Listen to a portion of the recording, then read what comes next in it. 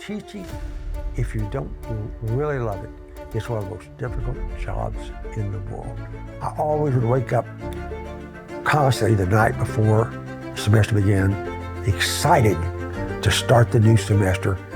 You know, when you look around all these other universities, we are doing something special at a 2-year school at ACC. We are definitely changing lives. You know, every student that comes in here is going to come out with a different perspective and a different outcome that will allow them to be better. It makes me feel happy and hopeful, and it brings me joy, and it lets me know that despite everything that's going on in the world, that I'm at least putting some good in every single day that I come to work. One of my favorite things to do is when I go to graduation is to see someone I recognize walk across the stage and know that in some small way I contributed to them walking across the stage. It's one of the best feelings in the world. Welcome to the 2024 General Assembly at the Travis County Expo Center. Please welcome to the stage ACC's Chancellor, Dr. Russell Lowry Hart.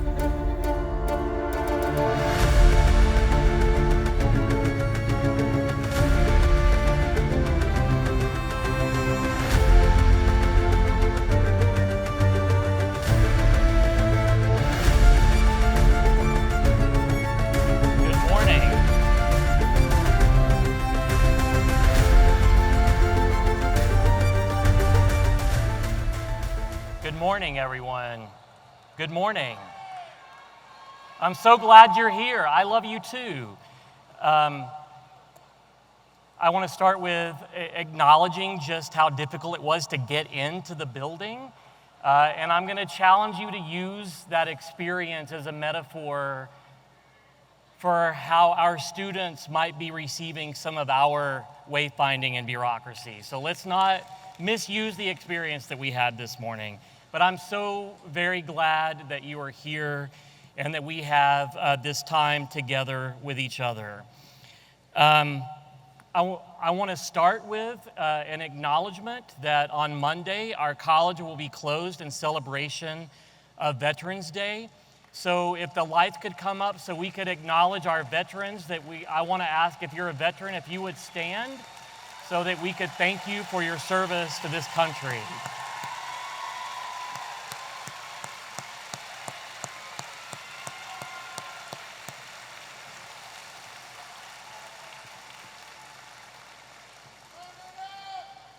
Thank you. I also want to acknowledge that in the audience today we have community partners like Capital Ideas and the Food Bank. We have our ACC Foundation board members that are here because they want to be a part of and understand what we're building with each other so that they can help the community support that work. And so I want to thank our foundation board. We also have trustees that are here that I love and adore, and I want to acknowledge them. We have Gigi Bryant is here. Gigi, would you stand? We have Steve Jacobs that's here. Thank you, Steve. And I think I see Sean Hassan is here. Thank you, Sean. We are blessed with incredible trustee leadership, and I just want to thank you publicly for your support and your advocacy.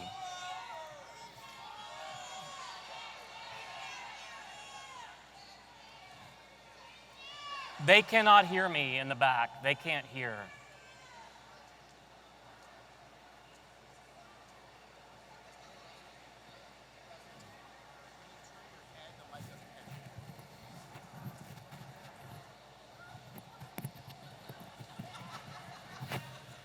Apparently, you can't hear when I turn my head, so I will stop turning my head. How is that?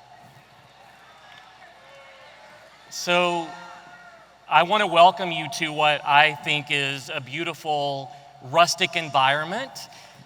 This is an environment that I feel really at home in. I grew up rodeoing in facilities just like this and showed every stock animal that you could imagine showing in expo centers like this. So welcome to another part of Austin, and let's celebrate our time and being in the expo center. I also want to call out somebody, and she doesn't know I'm going to do this. So is Rachel Barrera in the audience? Where are you, Rachel? I need you all, when we have our lunch break, I need you to find Rachel. And here's what I want you to do. I want you to find Rachel, and I want you to look at her boots. She made the most amazing boots that are very ACC empowered. So thank you, Rachel, for being an inspiration. I also want to thank TLED and the entire TLED team for making this event and this facility functional for us and organizing us today. The theme of today that you see on the screens is loving students to success.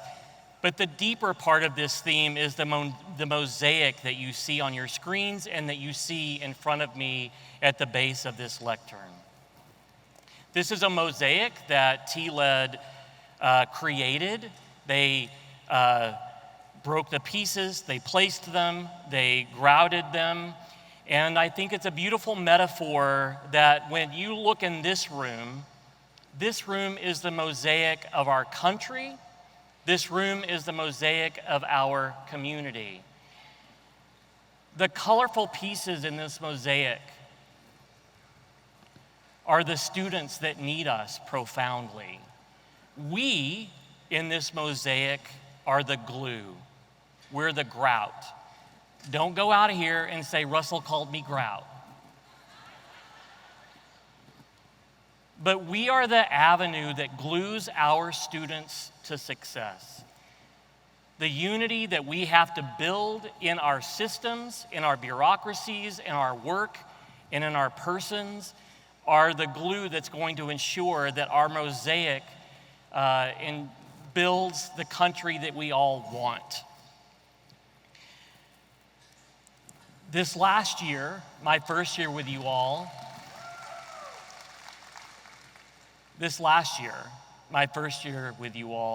was a year for us to center with each other, for us to see and hear and acknowledge the successes that we have experienced, but also the frustration and the pain that we have experienced through and with each other. This next year is about moving beyond the centering of ourselves to centering our students. This is a time for us to come together in advocacy of our students, to glue ourselves together to ensure that this mosaic is strong and beautiful and representative and is permanent. I want to talk about a couple of things because I've heard from so many of you this week about an election that exposes deep divides in our country. And I want to challenge you with this, that we are the exact same country today as we were the day before the election.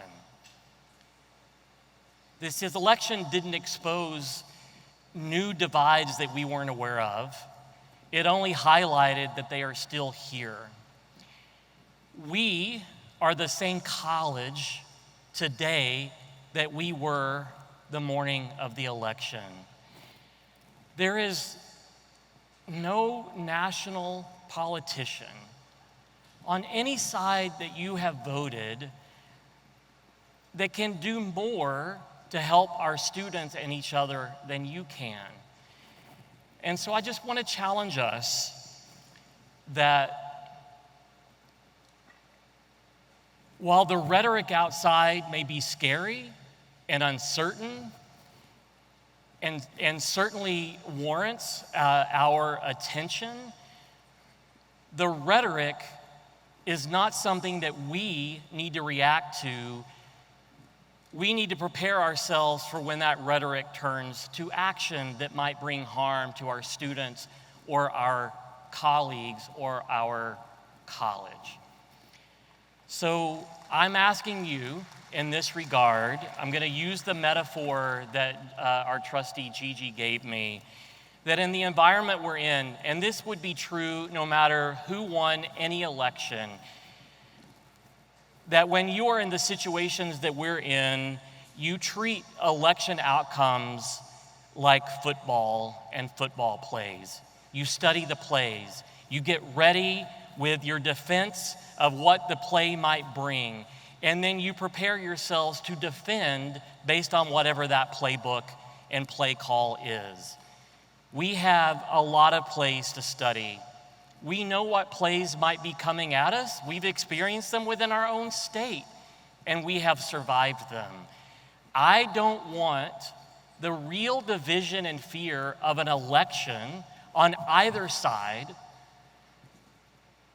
to infiltrate the safety and the care that we have for each other. As Gigi said, don't let what's happening nationally allow us to start harming each other locally and as a college. So if you're gonna fight back for whatever you want to fight back, don't do harm to each other. This is a college where we get to be protective of each other. We get to lean in safety. We get to lean in with inclusion and care. And so we're not going to allow rhetoric to cause us to overreact in fear. We're going to wait for the actions, and we're going to be prepared to defend ourselves if the Department of Education is proposed to go away, or if there is specific legislative harm that might come to some of our colleagues or our students. We will be prepared for those moments, but we don't need to be distracted by rhetoric that keeps us from that preparation. So what I'm asking of you is this. This election doesn't need to be reflected whether you are supportive of the new administration or fearful of the new administration. This election does not need to become a part of our division. We must take care of each other. No politician is going to do that for us. We have to do it for ourselves. And so I'm just going to ask you to lean into the community that we have built with each other. Lean into opportunities to go to lunch or grab coffee. Lean into the ability to connect with each other and to humanize each other and to know each other in moments when and if those legislative attacks come. Our humanity, our acknowledgement of our personhood is what will save us from the national or the state disruption. We have people in this audience that are gleeful because they hope that the new election brings economic promise, and I think we all want the economy to benefit everyone in this room. But we also have people that are afraid of the rhetoric of this election that specifically calls out their existence. And the difference that we have between this election and elections previously is that we've always debated policy, but we have people in the room that feel like our politics have become very personal to people's identity. The only salve for that wound is relationship. Cyril Connolly, and I've shared this quote with you before, is a British philosopher. So again, I ask your forgiveness for inflicting a British philosopher on you. But Cyril Connolly said that we hate what we fear.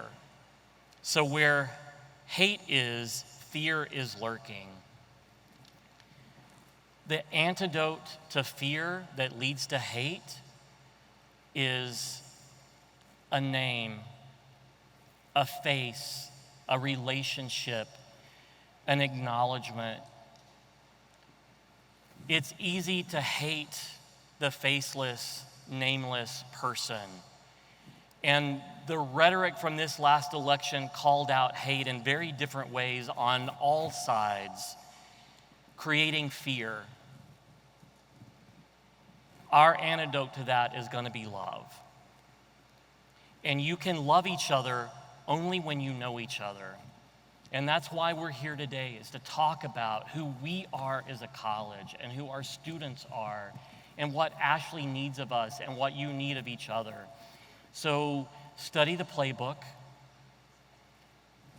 As a leader, my leadership colleagues and the board and I are preparing for the defense of whatever playbook might bring harm. But in all of that national conversation, you all can provide safety and protection of each other internally, and I'm calling you to that. Let's commit, no matter what your politics are, to protecting each other and not doing harm to each other inside this college, which is a place of safety and love and inclusion. Thank you for listening to that sermon.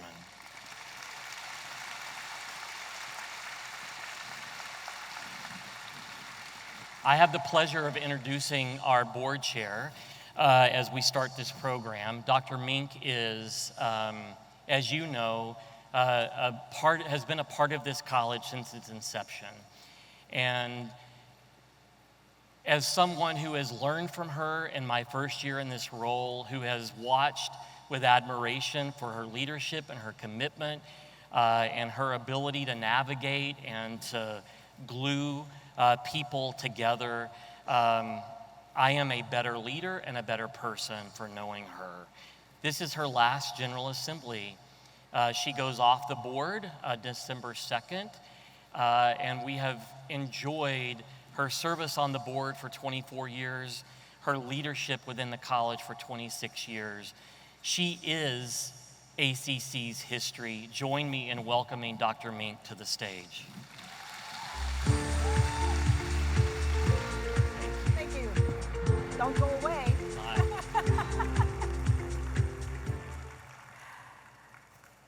Well, welcome everybody. I am very comfortable in this arena. I drove down to Austin in 1973 in a F-100 pickup truck with all my stuff in the background. And have been here ever since and helped start Austin Community College. It's been a privilege to help start the college and to be on this board for 24 years.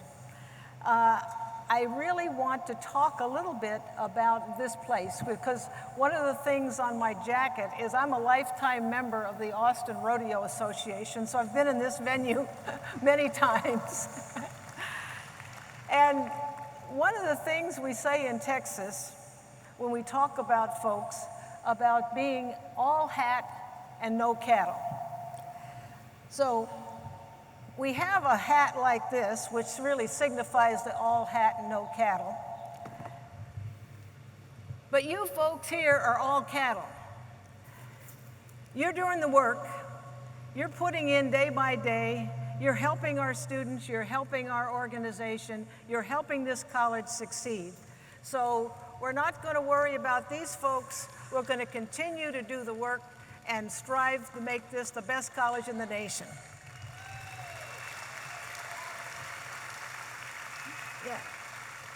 Yeah, I have some farmland in Lexington where my son and family now run. My daughter and her daughter are actually do barrel racing. The kids grew up with horses, so I just wish we had sawdust on the ground that we could kind of ride around. So this is a fun place to be. We're going to celebrate the hard work, the dedication, and the unique contributions of our ACC family today. The people who work to instill the mission of Austin Community College every single day, to support our values of excellence, innovation, inclusivity, and you see some of our values of courage and joy and compassion all around the room here. So the first group that we're going to recognize are our new faculty. And you're seeing the listing on your screen there. We're going to welcome you to our college community.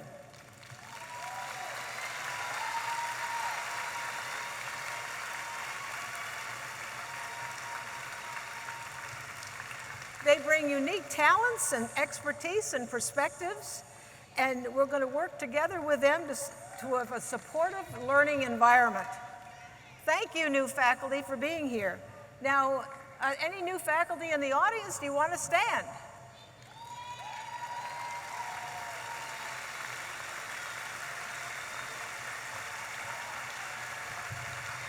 Great. Thank you. Welcome to the family. The next, new staff members. Welcome to the ACC team, new staff members. We're excited to have you here.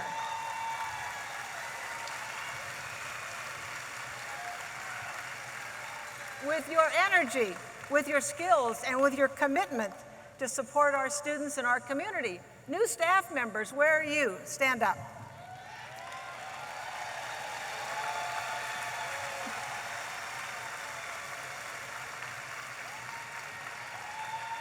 Russell, you got the supervisors. How exciting it is to welcome our new colleagues into the college. Over the past year, I have really enjoyed witnessing firsthand the dedication, innovation, and vision that each of you bring to this college. You care deeply, and I appreciate your commitment to growth and your patience with me. I feel your support, and I appreciate you stepping into the challenges that I have tried to acknowledge on your behalf. I want us to talk about some of the leadership that has rooted itself in these challenges. So I want to start with acknowledging the Supervisor Certificate Cohort Program, which is designed to build leadership capabilities of ACC employees. This provides a really solid foundation for leadership development with the institution, and I would love for this cohort to stand so we could thank you for your dedication.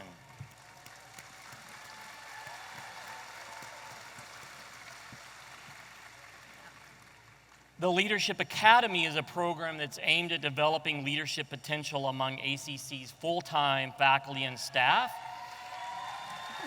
right? And throughout the year, members of this academy build leadership skills, and they tackle the challenges that are challenging all of higher education. And I would like to acknowledge this group by asking you to stand so that we could thank and appreciate you.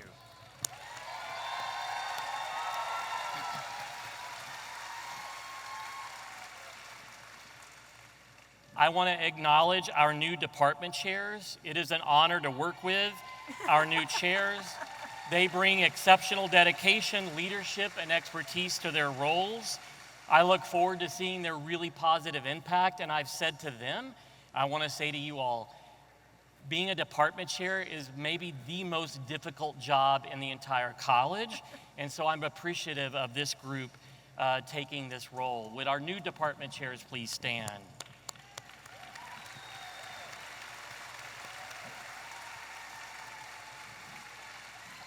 In addition to our new department chairs, we have a Department Chairs Academy that provides a foundation of leadership development with essential supports for resources, empowerment, to help our chairs lead with confidence, vision, and effectiveness. Would the graduates of our Department Chair Academy please stand to be recognized?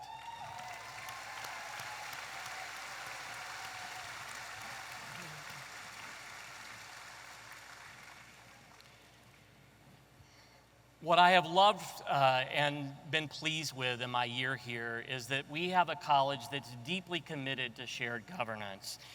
Our employee associations play a really vital role in fostering collaboration and support within our ACC community. The officers of these associations that I get to meet with every week not only represent you, their peers, but they actively contribute to the policy recommendations, the development of guidelines, the framing of the values that we're going to hold ourselves accountable to. And I just want to say to this list of people on the screen and their predecessors from the previous year together, thank you for leaning in, for your willingness to listen, and for encouraging me to listen in return, and for your ability to develop a shared process and vision for where we might go. If you are an officer of one of these employee associations, would you please stand so that we could thank you for advocating for your colleagues?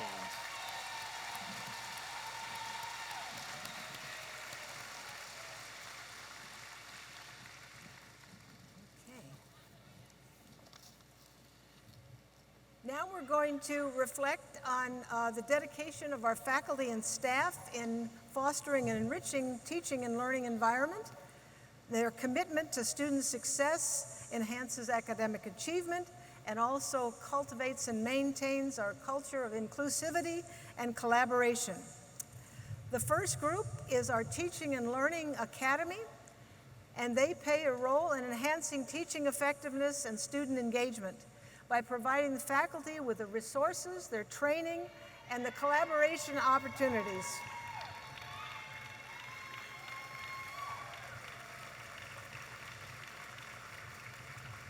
This program encourages a sense of belonging among all our students and ultimately enriching the entire educational experience. With the graduates and program leads of the Teaching and Learning Academy, please stand to be recognized.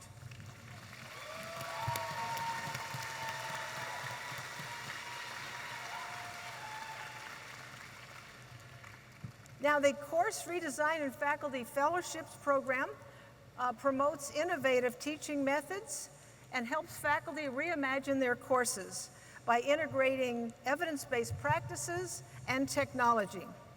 The program facilitates the sharing of ideas and resources and fosters a community of continuous improvement. With the faculty, course redesign fellows, and the program leads, please stand to be recognized.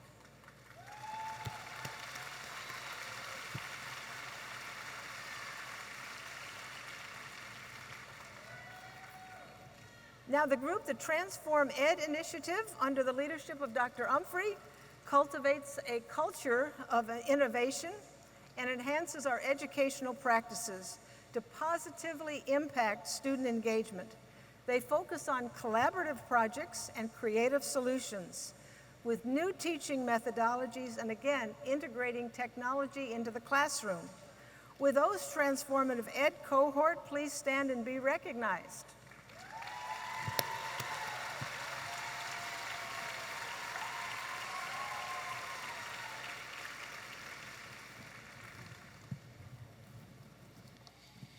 Our last recognition is the Riverbat Bravo Employee of the Year.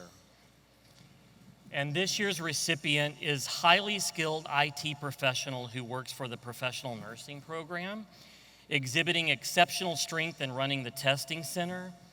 He joined ACC in 2020 and has made an astounding difference for the department. He ensures that all program needs are met and faculty know that they can rely on him to provide solutions to any discrepancies they encounter. This year's recipient is both faculty and student-centric. Always seeking the best outcomes, he seamlessly meets the technical needs and collaborates with IT when necessary to find solutions. He is regarded as an incredible asset to the department and a kind, exceptional individual. He's just good people.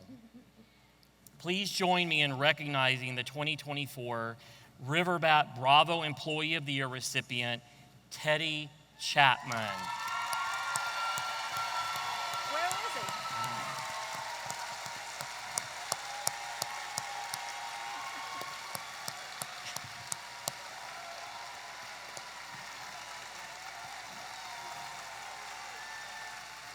Congrats, Teddy, congrats.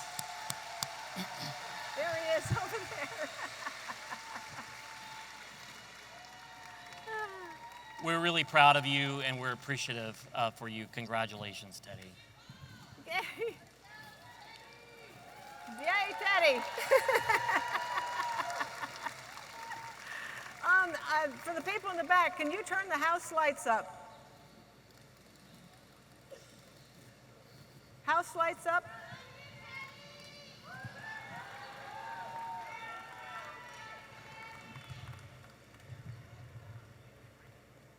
Technical people, turn the house lights up, please. They don't have an ability? Oh, okay. Well, the one thing that I was going to say is we've recognized and had different people stand up, but hell, all of you are making a contribution. So everybody stand up and say thank you for your work to the people next to you. You all stand up.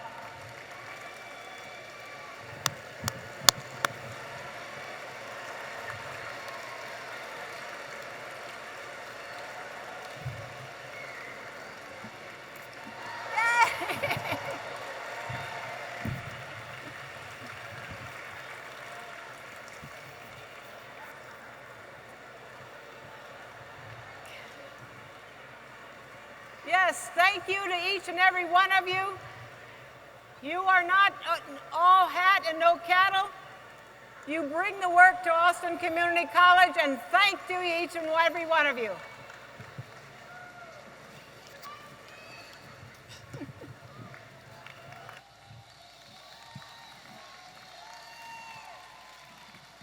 Dr. Mink always brings creativity and joy, and we will miss her unique presence, immediate presence, but grateful for her history and commitment. And I know she will always remain a part of our college.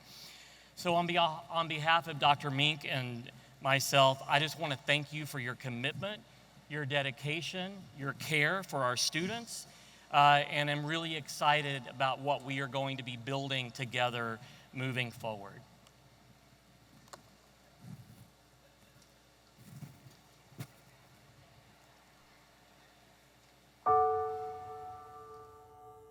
We are broken, gone to pieces, fractured, beautiful. But what if all those broken pieces had a place? But what place? How could you find it? Where would you want to go? Who could help you get there? What if everyone could go there? He could go there, and her, and him, and them, and even them. I love how diverse everyone is here. ACC really helped me get back on my feet and gave me a great place to start. ACC is exciting. It's very inclusive. You get to talk to a lot of people. When I think about my background and the things I'm doing now, man, even just walking down the hall and somebody saying hello, wow, that's awesome. Coming off a long IT career, multiple layoffs, I sort of ran out of options. I needed to go back to school. I had less than a 2.0 in high school. Spring semester passed, was accepted to Columbia University in New York. You don't go from less than 2.0 to accepted at an Ivy League school unless what's happening here is borderline magical. But what if this place didn't always work for everyone? Could we change it? What if we needed everyone to put each piece back together again? In a new way. A way for now. A way for everyone. And what if you worked there with these awesome people? Y con esta gente genial. Y con esta gente genial. And people love working there for decades. I love ACC. I love being around these people. They are a second family. I love that I can help the students and that every day is completely different. I love the students. They're so cute. We are definitely changing lives. I love working with students and I love my colleagues, and I feel like I make a difference every day when I work with students. I never slept the night before the semester began. I was so excited, I still miss the classroom. What if you really just wanted to help people? And everyone around you right now wants to help people. We know that we can take people with broken wings, broken hearts, broken promises, broke down, broke, and we'll break their fall. What if you started something new? What if tuition was free?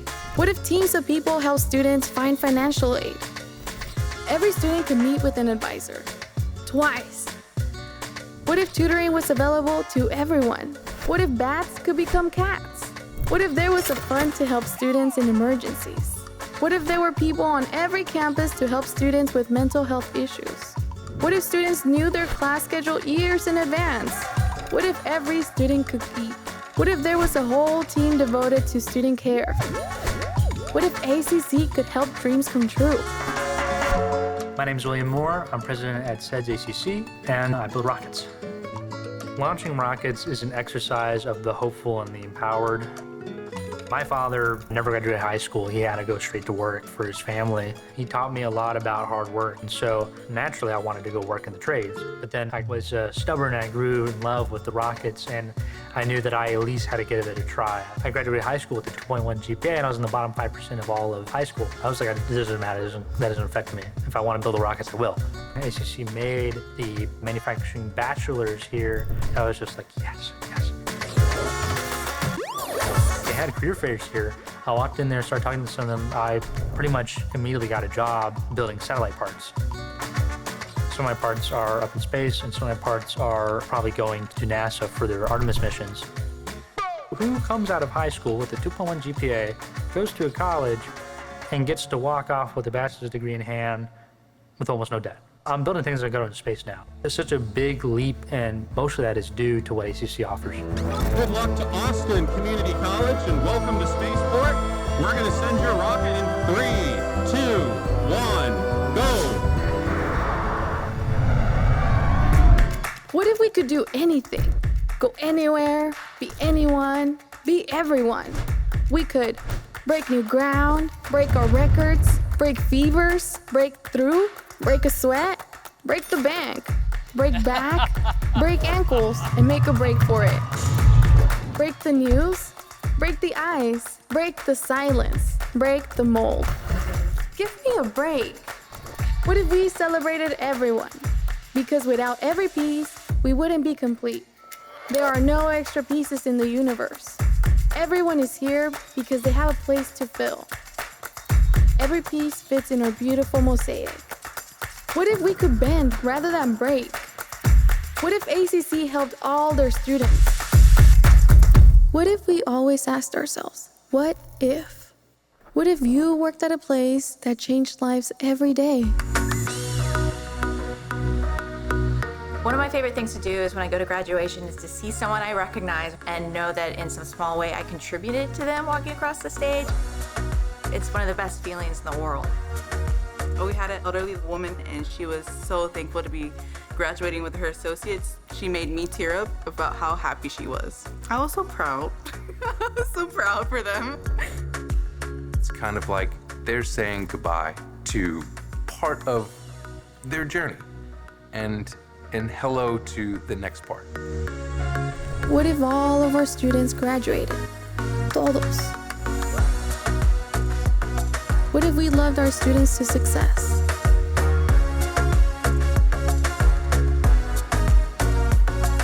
The world breaks everyone, but afterward, some are strong in the broken places. Every broken piece fits here.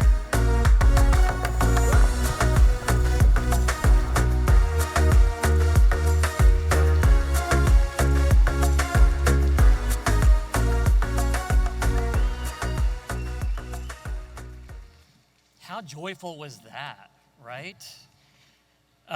We now get a chance to add a new face and a new voice to our mosaic. Author Stephanie Land's memoir, Made, began with this first line: "My daughter learned to walk in a homeless shelter." Her humanity, her insights challenge all of us in higher education to rethink our bureaucracies, our structures, our supports, and ourselves.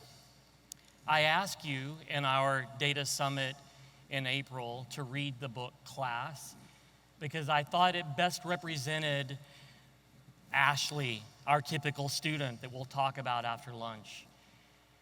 That it captured the decisions that we often in higher education force our students into unknowingly and ineffectively. You can read Stephanie's bio, but I know what you already know, having read her book Class, that she is a voice of strength, of love, but she's also a voice that isn't afraid to call us out and call us to a better place. Join me in welcoming our author, Stephanie Land. Thank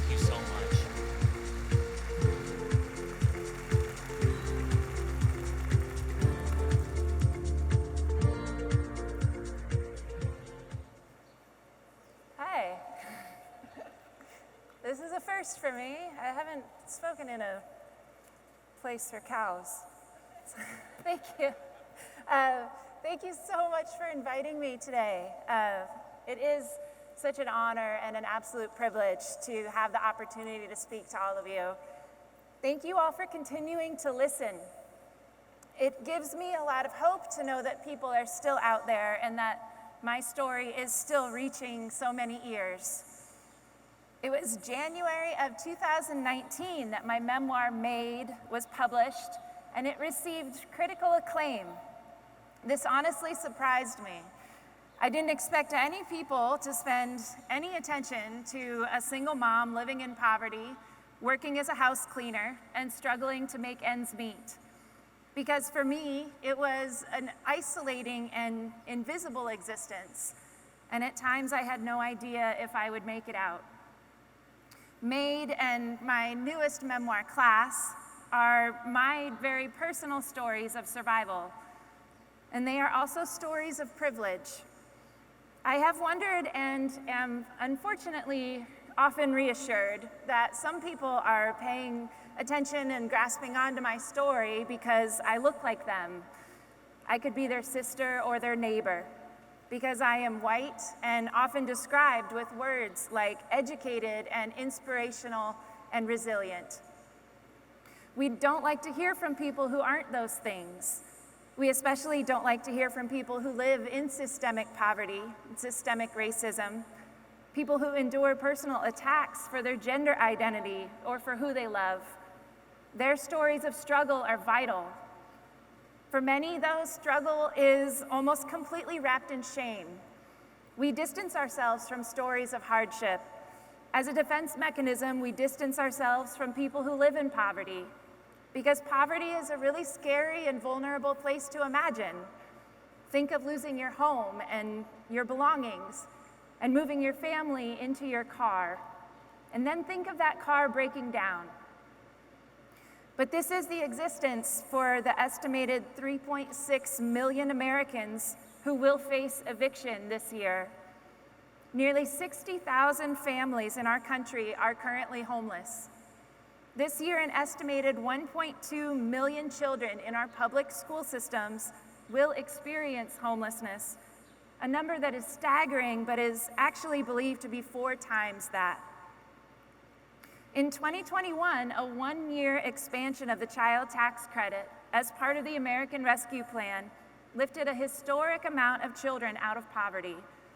What made this program incredible was that for the first time, people who had earned little to no income could still qualify. And they received monthly payments from July to December of up to $300 a month per child. Child poverty fell to a historic low of 5.2%. By December, 3.7 million children had been lifted out of poverty. Food insecurity was slashed by 26%. When this program lapsed in 2022, the child poverty rate more than doubled, and 18 million children's parents no longer qualified to receive that tax credit. Since then, anti-poverty activists have pushed for that program's reinstatement. And last spring, a bill was passed through Congress that, if it is approved by the Senate, maybe, would lift about 500,000 children out of poverty. These statistics have always made me wonder about the mental health of these families. Financially, this is true. Money absolutely helps lift people out of poverty, but I hardly ever hear people mention the lasting trauma that housing and food insecurity brings. My own experience of being coined as a rags to riches story was not an easy ride. In the year leading up to the publication of my first book, I woke up in panic maybe 100 times. By the time I was on book tour, it happened every morning at 4 a.m., no matter what time zone I was in. And every night, my anxiety seemed to come up with a new what-if scenario based on what I had been through as a poor, female-identifying freelance writer who happened to be a single mom. I thought the trolls would catch wind of my new book and share photos of my children on 4chan again. I wondered if I should call my daughter's school like I had before, just in case, because people had once threatened to kidnap her and put her up for adoption. Since I started publishing pieces about being on food stamps, I had experienced enough death threats to pay a service to keep my personal information off of search engines. What's more, I had been pushed up to a different class of society, one that I had been mistreated by for most of my adult life. I no longer felt like I could be part of the community of people I had always worked beside and stood next to in line with to buy the cheapest burrito as our only meal of the day. After living in poverty for the previous decade, struggling to pay bills by cleaning poop off of toilets, it jarred me to be treated as an equal by people who previously could have been my clients. At parties that were put on by my publisher, I wanted to hang out with the caterers. I had tattooed the backs of my hands by then, something my tattooist called the everlasting job stopper, to not blend in even more. On book tour, people asked me over and over why someone like me had to clean houses for a living. Some said, well, of course you made it out of poverty, but why do you think others can't? Some even said won't, as if living in poverty is a decision that people make when they wake up in the morning. People try to protect themselves by placing blame on poor people. They'll assume that all homeless people are drug addicts, that kids on free lunch programs have lazy and neglectful parents. But what these people are really saying is, well, I didn't make the bad choices that you made.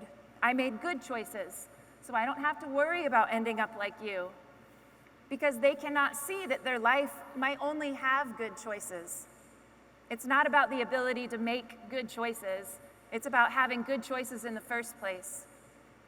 But what really happens in this assumption is that if I made bad decisions, then I brought it on myself, and they shouldn't have to help me. Then, rather suddenly, I was a success story, and an extremely likable one. I am very conscious that my story is the palatable kind of poor person story. There's no doubt in my mind that people paid more attention to it because I am white and hold a bachelor's degree, and even though my family lived in extreme poverty for generations before me, I was raised in homes with 2.5 baths for most of my childhood. In 2008, when I was 29, my then 10-month-old and I moved into a homeless shelter. It's where MAID begins, with the line, "My daughter learned to walk in a homeless shelter." People have said that I lived in poverty because of that unexpected pregnancy, but I have never seen it that way. My daughter didn't learn to walk in a homeless shelter because I had chosen to bring her into the world. She took those first steps on that dirty, tiled floor because I had just escaped an abusive relationship with a couple $100s, because my family had turned their backs on me or couldn't help us, and because I simply could not find work.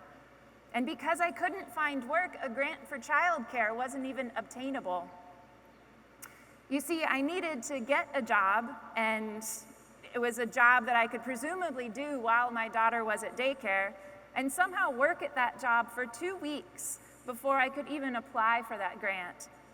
And because most of the daycare centers who accepted that grant were open Monday through Friday, 9 to 5, the evening and the weekend work in the restaurants that I loved was no longer an option.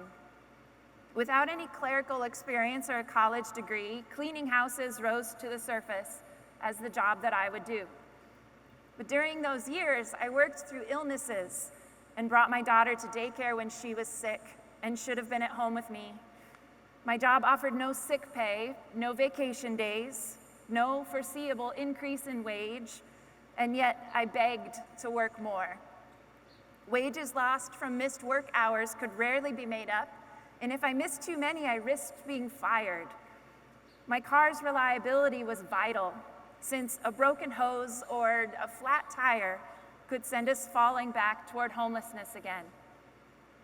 I relied on government assistance to survive.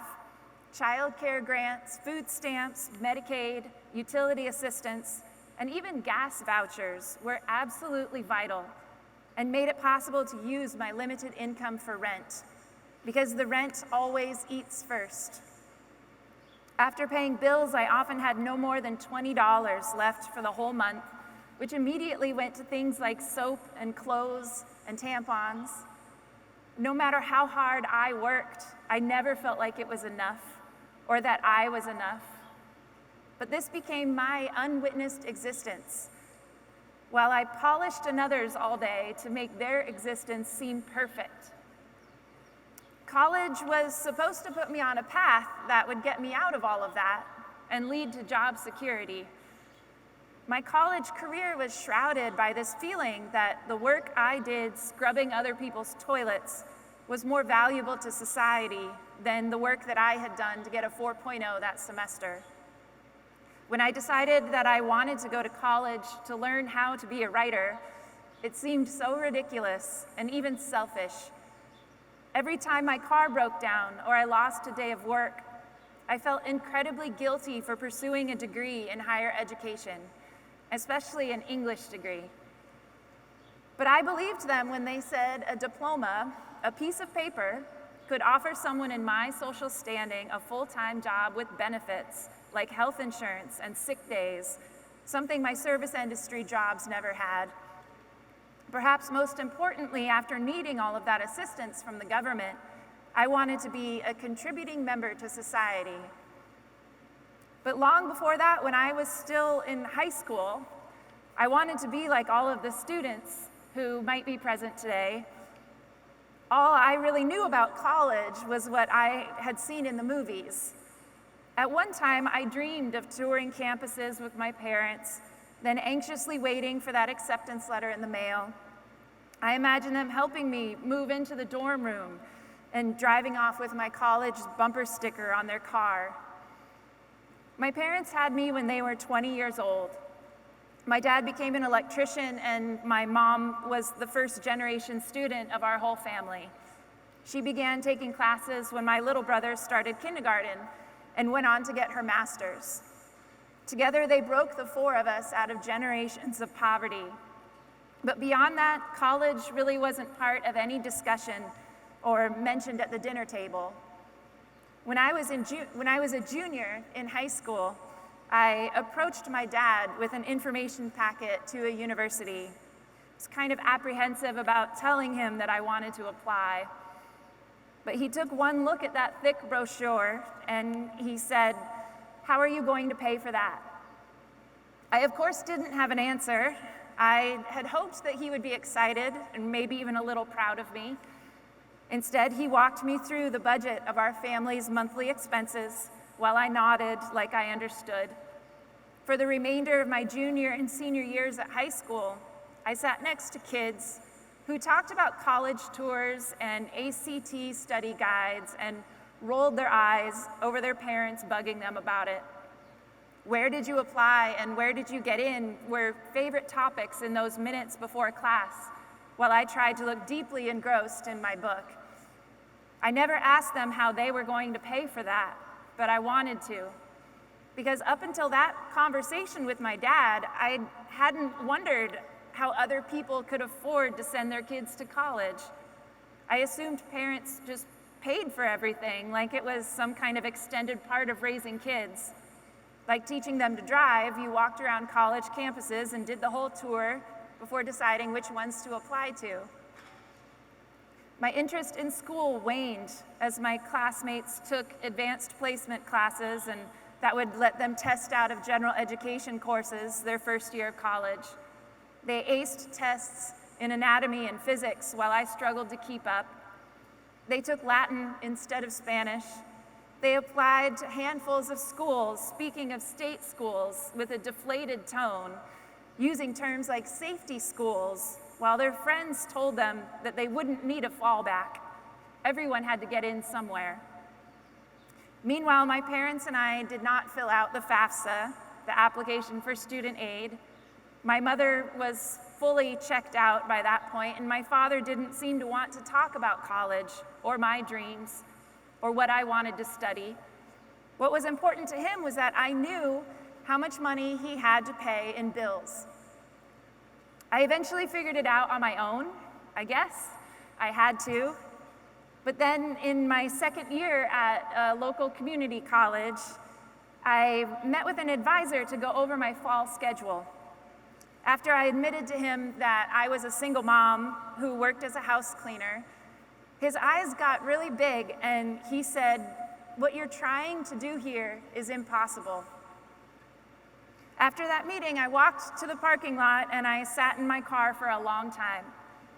I thought about how many times that it had felt impossible, and there would be many more. There were a lot of times that I felt like I didn't belong there, or that I might not make it through to the end. But I'm here to tell you what I desperately needed to hear at that time. As a student and faculty, your presence at this organization is not just valuable, but vital. As a student, without your attendance, this institution could not exist. But more than that, you are entitled to an education. No matter what your background is, or how you got yourself to the point of sitting in this chair today, you do deserve to be here. I did feel like an imposter in college. Every single aspect of higher education felt like a cruel game, or like I was really getting an advanced degree in irony. A degree had been waved in front of my face like a certificate out of poverty, but the fact that the loans sank me further into poverty wasn't lost on me, but they were a means to an end. I kept my eyes focused only ahead. In the process, while some of my classmates had parents who paid for their tuition and possibly even their living expenses, I dug a deeper hole into debt with every semester. When I missed a class, I could calculate the dollar amount that had been wasted by my absence. The idea of college as a place where people could go to party and make friends was an alien concept to me. Not that I wouldn't have wanted to do those things, but between being years older than everyone and having to work to feed and house myself and my daughter, it was ludicrous to long for it. Whether or not any person I passed in the hallway liked me was irrelevant. I wasn't there to be liked. I was there to work. Things like recertification paperwork for food stamps and making sure that I had a babysitter for my Tuesday evening class, which sometimes went until 10 p.m., those were the things that really mattered. All of this pushed me to work twice as hard. If they asked for 10 pages, I handed in 20. But by the time I graduated college at 35, about to give birth to my second daughter, I realized that no one had actually taught me how to get paid for writing. So I put my diploma in a $1 frame and hung it on the living room wall of our tiny apartment in low-income housing. Every night with my infant asleep in my lap, I sat on the floor under that diploma and worked any job that I could find that included writing and editing words. Since then, I guess some of you might know what has happened. I eventually figured out how to start freelance writing and found a mentor in a writing fellowship through an organization based in Washington, D.C. My first piece for them was in The Guardian, and next was The Washington Post, and then The New York Times. It's not an exaggeration to say that the words that I have written, my story, have since reached 100 million people.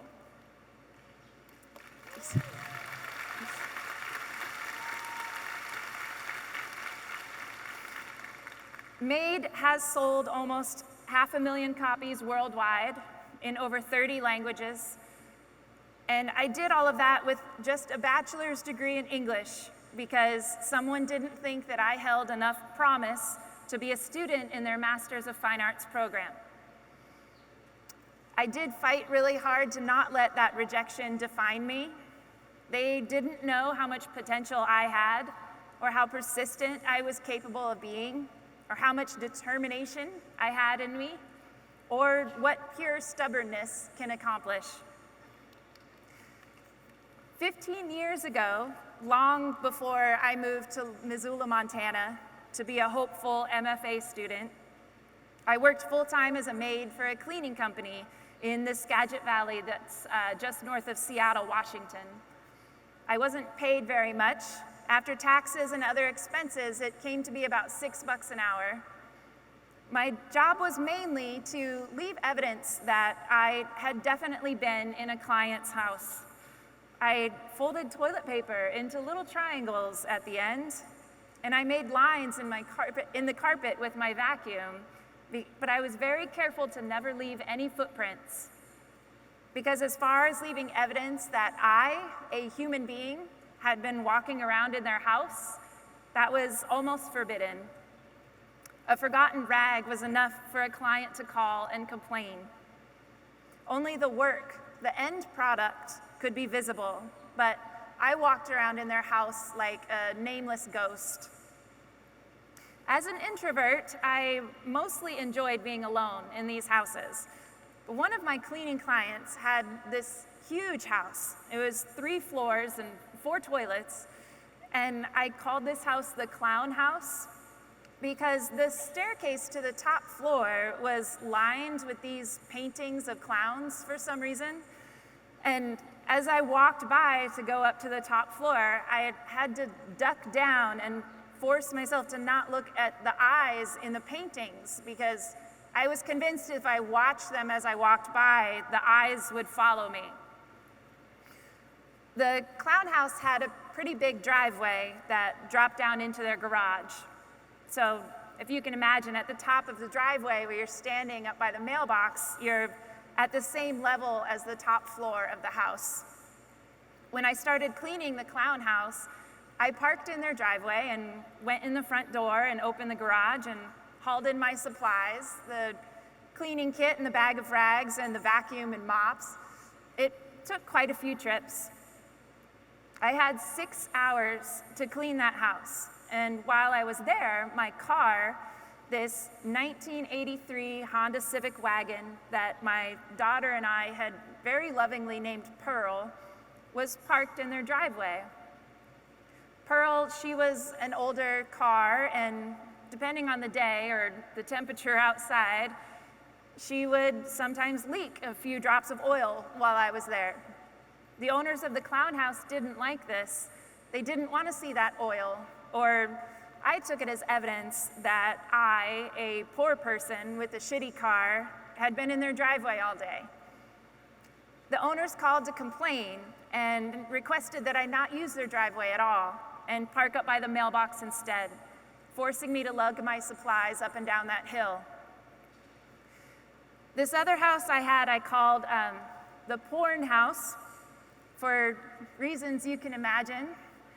It's early, so I'll save you some details as to why. But the lady would leave me a note on the counter if she wanted me to change the sheets, which was not my favorite job to do in a house that I called the porn house. She would just write, "Please change the sheets." I worked in this woman's home every other Wednesday for 3 hours for 2 years, and I don't think she ever learned my name. I did see her in a grocery store once. I recognized her immediately from all the glamour shots that she had of herself on the walls. And she was leaning over, just like squinting at some steaks or something. And I stopped and I stared at her for a few seconds before I caught myself and walked by. But then I realized this woman had no idea what I looked like. But I knew her. I knew that she had just made a very sudden and uncharacteristic switch to a fruity scented shampoo. I knew her husband preferred Hustler over Playboy, and that she slept on the twin bed in the office next to a stack of romance novels, the kind that they were probably selling in that grocery store, the ones with those like weird Fabio-looking types on the cover. Over the 6 years that I worked as a house cleaner, my client list grew to the dozens. I not only had the clown house and the porn house, but the sad house and the chef's house and the cigarette lady's house. I knew these houses intimately and consequently their owners, but none of my clients knew that I lived off of peanut butter and jelly sandwiches. I did all of this to not only survive, but to take care of my daughter, who was 2 at the time. We lived in a 300 square foot studio apartment, but we were never home that much. During the day, I cleaned houses, and after Amelia was asleep, I worked through college classes that I took online. After homework, I often forced myself to write, even if it was just for 10 minutes, because I had made a promise to myself. I had had the opportunity, right after my daughter was born, to go to a reading by one of my favorite authors, Pam Houston, in Port Townsend, Washington. Just seeing her speak just stirred these coals in me, and the fire to be a writer started burning bright again. And I needed that to keep going, especially when we were struggling. I didn't start writing about cleaning houses, though, until I needed an essay for a nonfiction writing workshop my junior year of college. I titled it The Confessions of the Housekeeper because I thought it sounded kind of sexy, and, well, it was my life at the time. But when it came time to discuss the essay in class, where you just kind of sit there in a circle and you're all facing each other, and they talk about what's working and what's not, and I'm not supposed to say anything. None of my classmates knew what to do with it. They had no notes, and it didn't seem like it was in a good way. So here I was, kind of outing myself as this exhausted and mildly panicked single mom in her 30s who lived in poverty, and they had all written about like their year abroad. So I sat there just kind of wanting to hide my face in my hands and melt into my chair.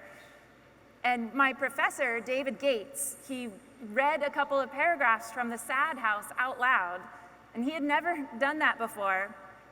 And then he leaned back in his chair with his sunglasses still on, and he kind of smiled, and then he said, "Solid gold, man. That is solid gold." So, thanks.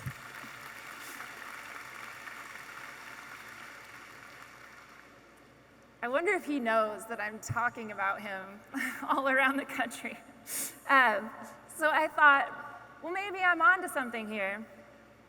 So I continued to work on that piece over the next couple of years and eventually submitted it to a slush pile for this website's call for personal essays. They accepted it immediately, and they paid me $500. It was my first real paycheck as a freelance writer, and I deposited it immediately because I thought they had made some mistake and added an extra zero, and I would have to pay them back $450. The editor gave it some weird, like, clickbaity title and added a bunch of stuff to the opening paragraph, but at that point, I didn't care. I actually thought to myself, who's gonna read my little essay about cleaning houses? But the morning it was published online, my friend called me on my flip phone, and she immediately asked, "Are you okay?" And I said, "Yeah, why?" She said, "Well, you need to go look at your computer." I don't know if anyone in the audience has ever gone viral, but it's kind of like being caught in a hurricane and a tornado and tidal wave all at once. Even though I was still this invisible person as a writer, I had this huge invisible thing called the internet looking at me. My personal website was getting 5,000 hits an hour. I had hundreds of emails from its contact form, and I would later learn that the link to my essay itself got almost 1 million clicks in the first few days. I pissed off a lot of rich people with that essay. And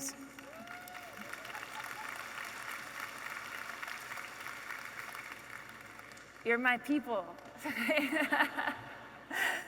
And I knew this because they told me in many colorful ways. But I started to see that as people who had hired house cleaners, that they were the ones who actually felt exposed. Because I had forced them to see that the person who was working in their house was not just a human being, but a witness, and could be a writer. So in those hundreds of angry, hate-filled messages, there was one from this big-time literary agent in New York City. I had to look him up before I emailed him back, and he wrote back really quickly, and he wanted my phone number, like to talk to me on my flip phone in this tiny apartment in Missoula, Montana. So he told me that he loved my essay, and everyone in his office was talking about it. And then he asked if I happened to have a book in the works, and I lied, and I said, yes, I do. So he asked me to send him a few chapters, and I very quickly wrote some down. And 11 months later, we had a book deal. And this dream that I had had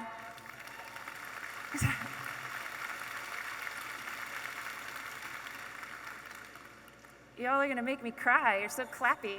Thank you. This dream that I had had since I was 10 years old in a very big way came true. And I had no idea what that meant. But I did know this. I had written about a job where I was paid very little to not leave any footprints on the floors. And now I had the opportunity to write a whole book where people could walk around in my shoes. Writing the first draft of the book didn't take very long, maybe 6 months in all. But I sat on it for several weeks before handing it in to my editor. I'd go for these long walks, and every step was kind of like, I want this, and maybe I do not want this. Because I had been living very comfortably as this invisible writer.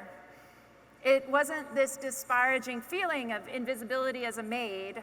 I was doing work that I was really, really proud of, and work that was literally my dream job. Then they told me what I had been dreading, that it was time to promote my memoir. My job very suddenly went from being a writer to a salesman because I had a book to sell. Then I had a book tour where they expected me to stand in front of huge audiences all over the country for a span of 2 months to read out loud from my book and then answer some really, really personal questions about it. As an introvert, I was basically living my worst nightmare. And in the midst of this, everyone around me said, "You must be thrilled and enjoy it." But the truth is, I wasn't enjoying that biggest moment of my life. It was the longest that I had ever been away from my children and my own bed and the coffee that I made at home in my favorite mug every morning. Then I started to notice that my book had started a movement toward empathy and toward compassion. And that greater good gave me purpose. I latched onto that as I struggled to get used to this new life as a public speaker. I did form some new friendships during that time with some writers that I had deeply admired for years. And one of those writers was coincidentally Pam Houston. She graciously talked me through a lot of anxieties over the phone in the months leading up to my book's release. Pam's first memoir was published a week after mine, and she did twice as many book events as I did. And we ended up doing an event together in Southern Oregon. So I stood up in front of the audience that evening and turned to thank Pam Houston, an author whose books I had underlined and dog-eared through the years, for reading with me. and I heard myself say, "My friend Pam." And it was like this journey that I had been on for the last 10 years, and all of those nights at the kitchen table, forcing myself to finish my homework and write, all of those images of everything that I had done to get to that moment sort of exploded in front of me, and I was like engulfed in this bubble of it all. So then I had to look out at the crowd, like I am with all of you, nice people, shaking and sort of terrified, and having this huge moment in front of them, and without them having any idea. And I looked down at my book again, about to read from it and answer all of those really personal questions. And then I looked over at Pam, and I saw her looking at me. And she was not looking at the author of the book Made. She saw me as a person. And I felt my feet in that moment. And I was leaving solid footprints where I stood.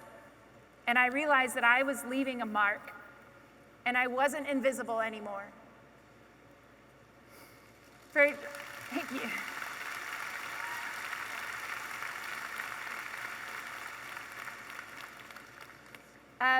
For any students who might be present today, I thought I could maybe offer some advice. First, at the beginning of every semester, your professor will go over a syllabus. On the front page, way up in the corner, next to their name and contact information, probably in a very small-sized font, will be their office hours. These are the hours that your professor is available. Know them and use them. I didn't learn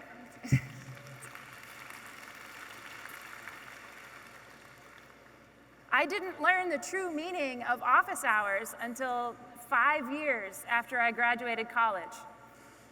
I was sitting on stage as a panelist with Sarah Goldwick-Rab, who's going to speak later, and I'd been invited to speak on my college experience, and an author named Tony Jack was speaking next to me, and he revealed that in research for his book titled The Privileged Poor, he discovered that most first-generation students had no idea what office hours were.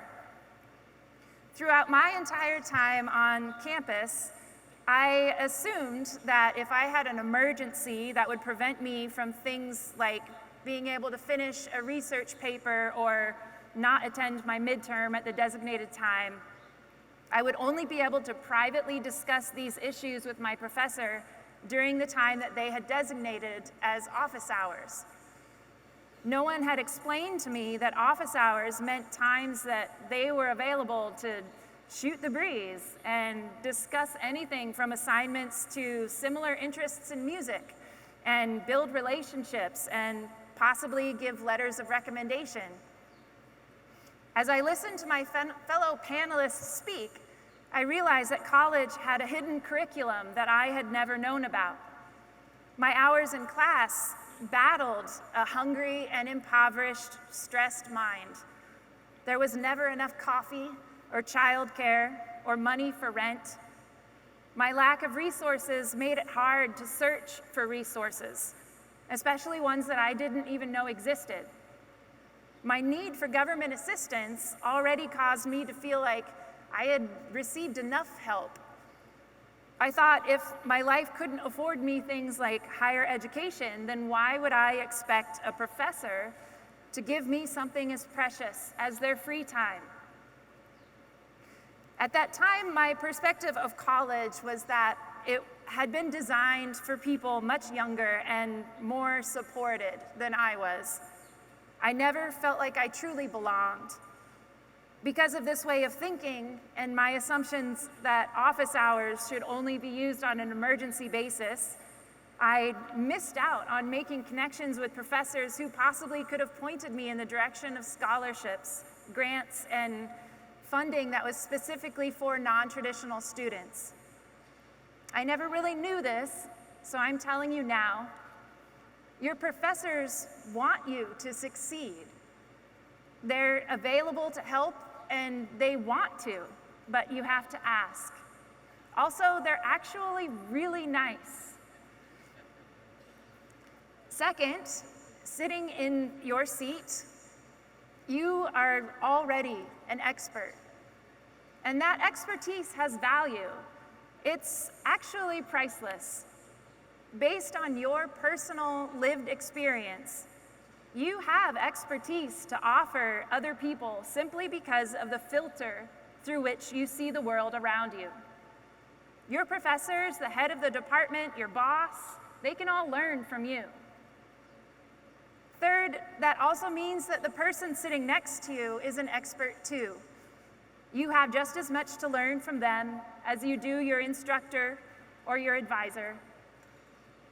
I didn't realize either of these things until kind of recently, but if you think about it, I am standing at this podium today because I wrote a book that began as a personal essay assignment in college. But it's just my story. All of you have stories that are worth listening to. You will also create empathy that grows to compassion by sharing your stories and creating space for others. All of you are capable of starting a movement. It's easy to feel like you are alone in your experience. Often that's because you don't see yourself represented on screens or in the books that you read. As a single mom who was poor, I wanted so much to see what I was going through represented in an authentic way through any kind of media. I searched for it, and I instead found these women with these like weird sitcoms that were full of these like self-deprecating, coffee-guzzling women with these witty and adorable children who found happiness in a handsome man. One of my favorite lines from Hannah Gadsby's show, Nanette, is, "What I would have done to have heard a story like mine." But for many people, especially low-income people, the thought of writing their stories down and publishing them in spaces where people might read them is not only daunting, but unaffordable. But this is the only way that we're going to see change in this country, is by lifting up the stories of people who have lived experience in the margins of society. I hope that you all listening to my experiences begin to recognize the countless other stories just like it that still need to be told. Since Made was published, I have received thousands of messages from people who heard my story and felt a little less alone.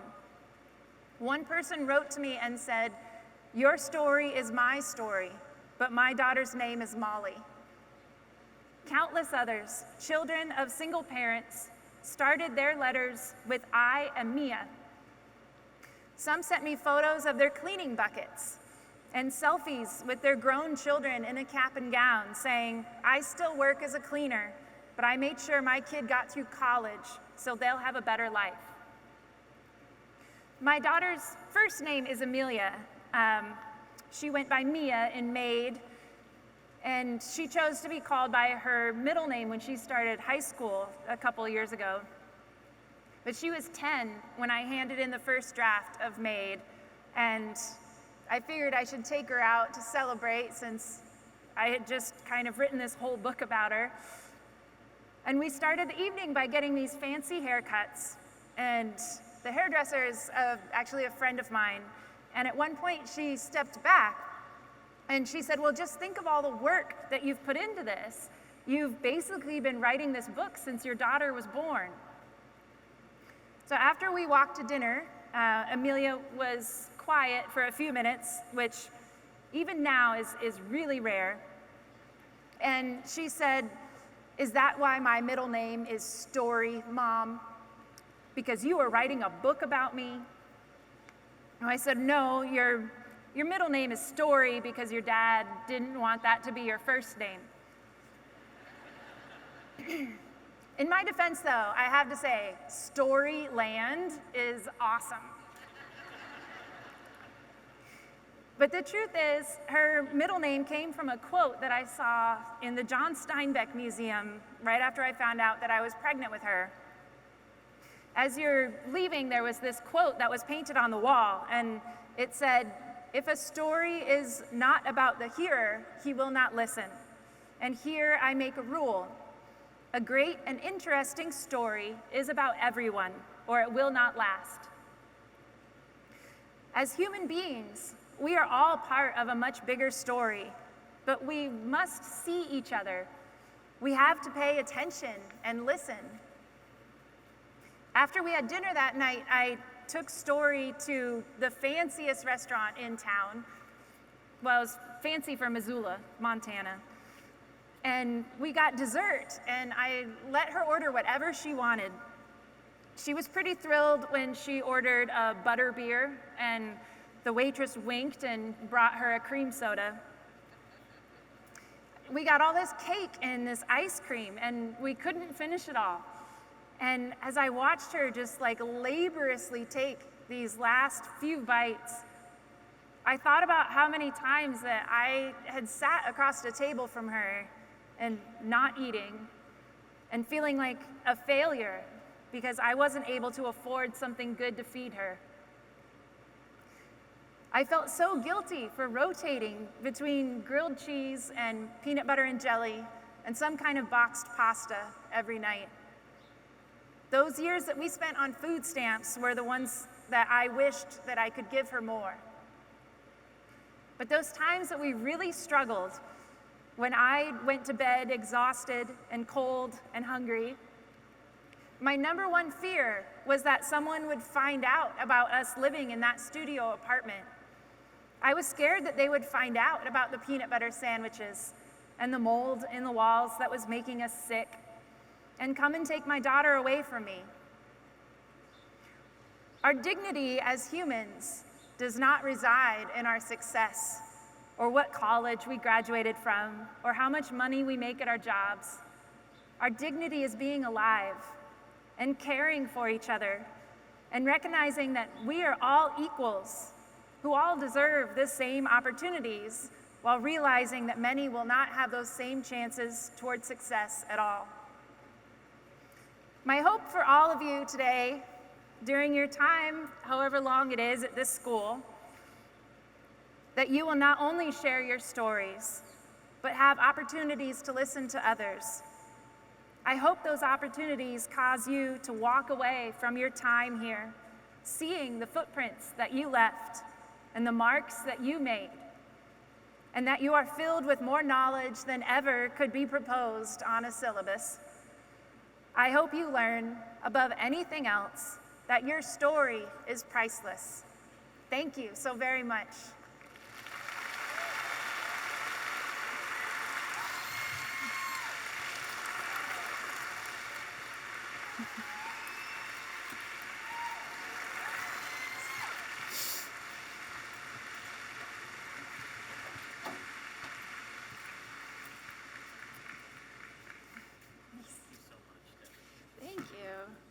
Please make your way to the end of the concourse where lunch can be picked up. Crowd managers in gold shirts will help guide you through the lines in a safe and efficient manner. If you submitted a dietary restriction, please let a crowd manager know and they will direct you to the southeast corner for pickup. Once you have picked up your lunch, please feel free to eat outside or make your way back into the building and to your seats. After you have finished eating, look for our crowd managers who will be walking through the concourse to collect trash.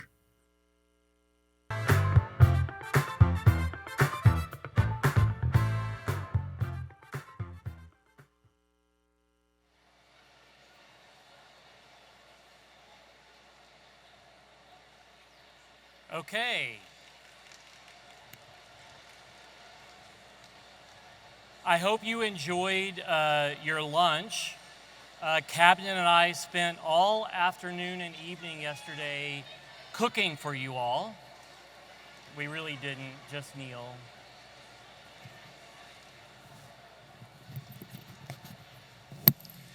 Okay, we're going to come back together. I hope you enjoyed your lunch and that you were able to connect with each other. We've got a couple of things that we're going to do this afternoon, and I promise not to take all afternoon to get there. First of all, wasn't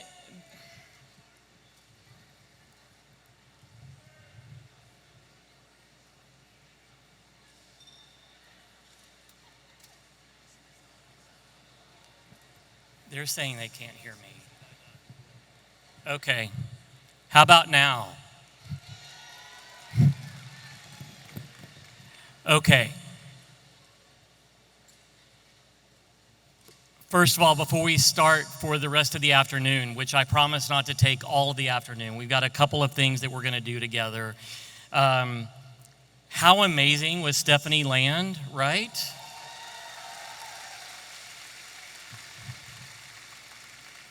And when she was finished, in my brief conversation with her before she headed back to the airport with her daughter, she was worried that she had failed us. And I assured her that you got the power of her story and how representative it is of our student stories. And I'm guessing representative of so many of you as employees of the college and your own personal story. So thank you for embracing the learning that she is challenging us with. And we're going to continue in that theme this afternoon.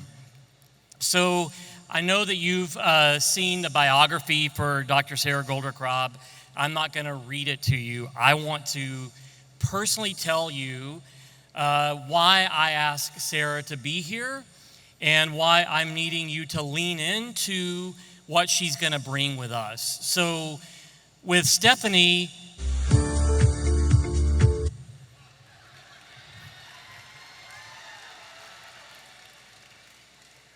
nobody needs to see me dance, but with Stephanie, I think we got the humanity that is required of us in this work that we do every day. With Sarah, we're going to be challenged with the data that's telling us that our structures aren't supporting that humanity as profoundly as we need to be. Sarah is a faculty member. She's teaching a class at a community college in Philadelphia.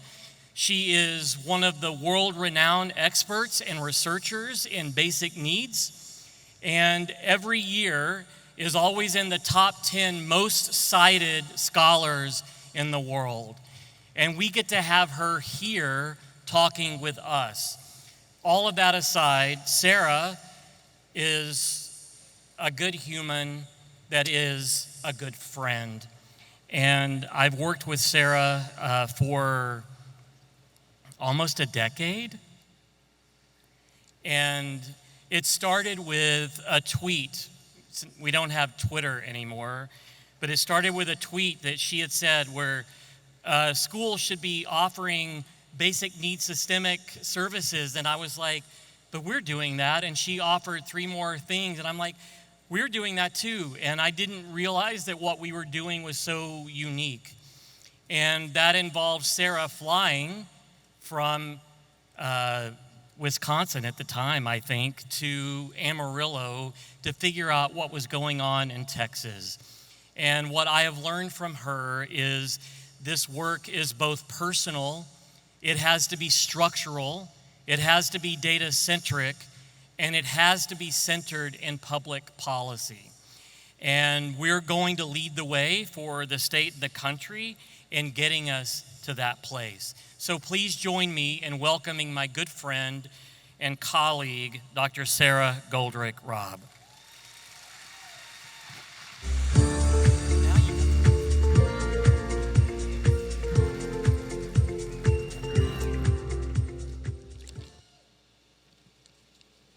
So I have no idea what he just said. I hope it was good. From backstage, it's garbled, but let me just say I've never been to a rodeo. I've never been in an arena, but I have been to Austin Community College before, and I've had the honor to meet some of you, and it's good to be here with you.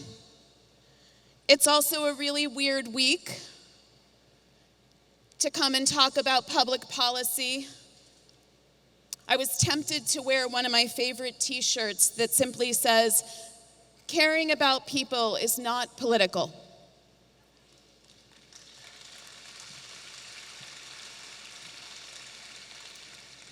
It's simply not. That said, I would love to just check in with you the way that I check in with my students when we're getting started to have any kind of conversation in class. I know you just ate, so that's good. I bring a lot of food every time I teach because I've learned that that's important. But I'm also really curious, how many of you, maybe you could stand or raise your hand or otherwise signify, how many of you are walking around today with some anxiety? Okay. And how many of you are walking around today with some anger? Okay. And this still, because these things can go together, how many of you are nonetheless walking around today with some hope? I really, really hope you are, for two reasons. Number one, the science is incredibly clear.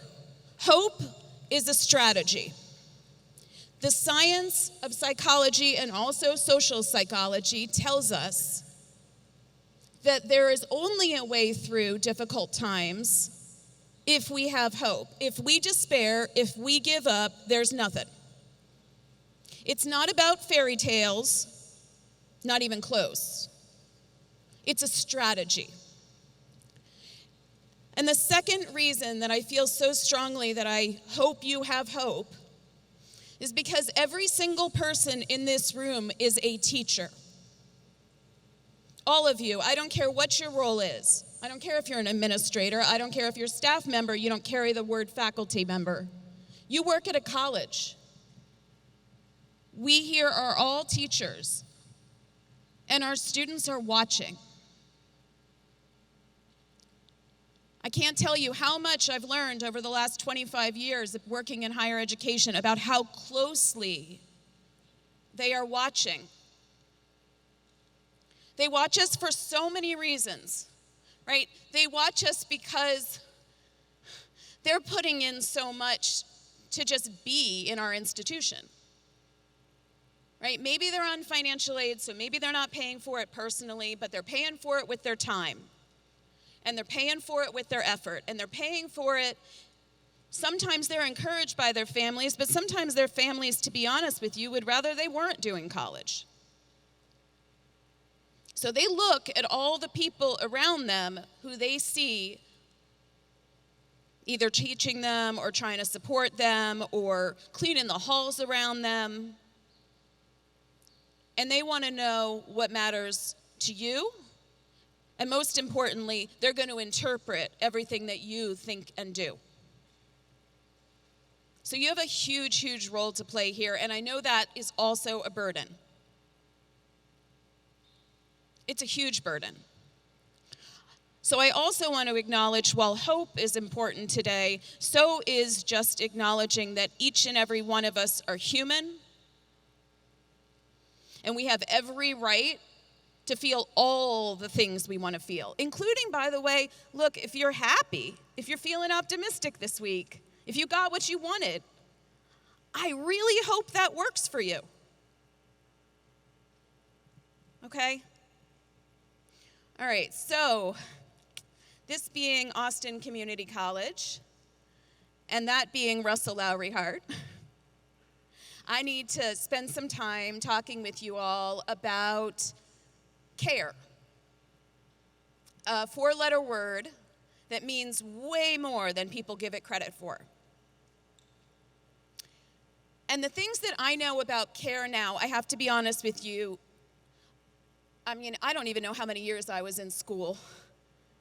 I started school at age 3. I finished school officially at age 27.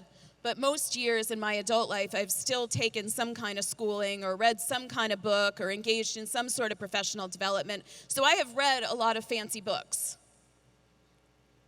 I might have written a fancy book or two. I really hope not. I try not to. But everything that I've read in those fancy books taught me very, very little about care. In fact, most of them didn't mention it. What I've learned about care, I've learned really in 3 different ways. First, I've learned by watching other people do their work. And Russell is one of those people. Second, I've learned by listening, not just to students, but also to fellow teachers who've helped me understand what care really does look like and how simple care can actually be. And the last thing, which has taught me how important it is, has been to get in there and roll up my sleeves and actually teach. Like, in other words, to do the work, not just talk about it.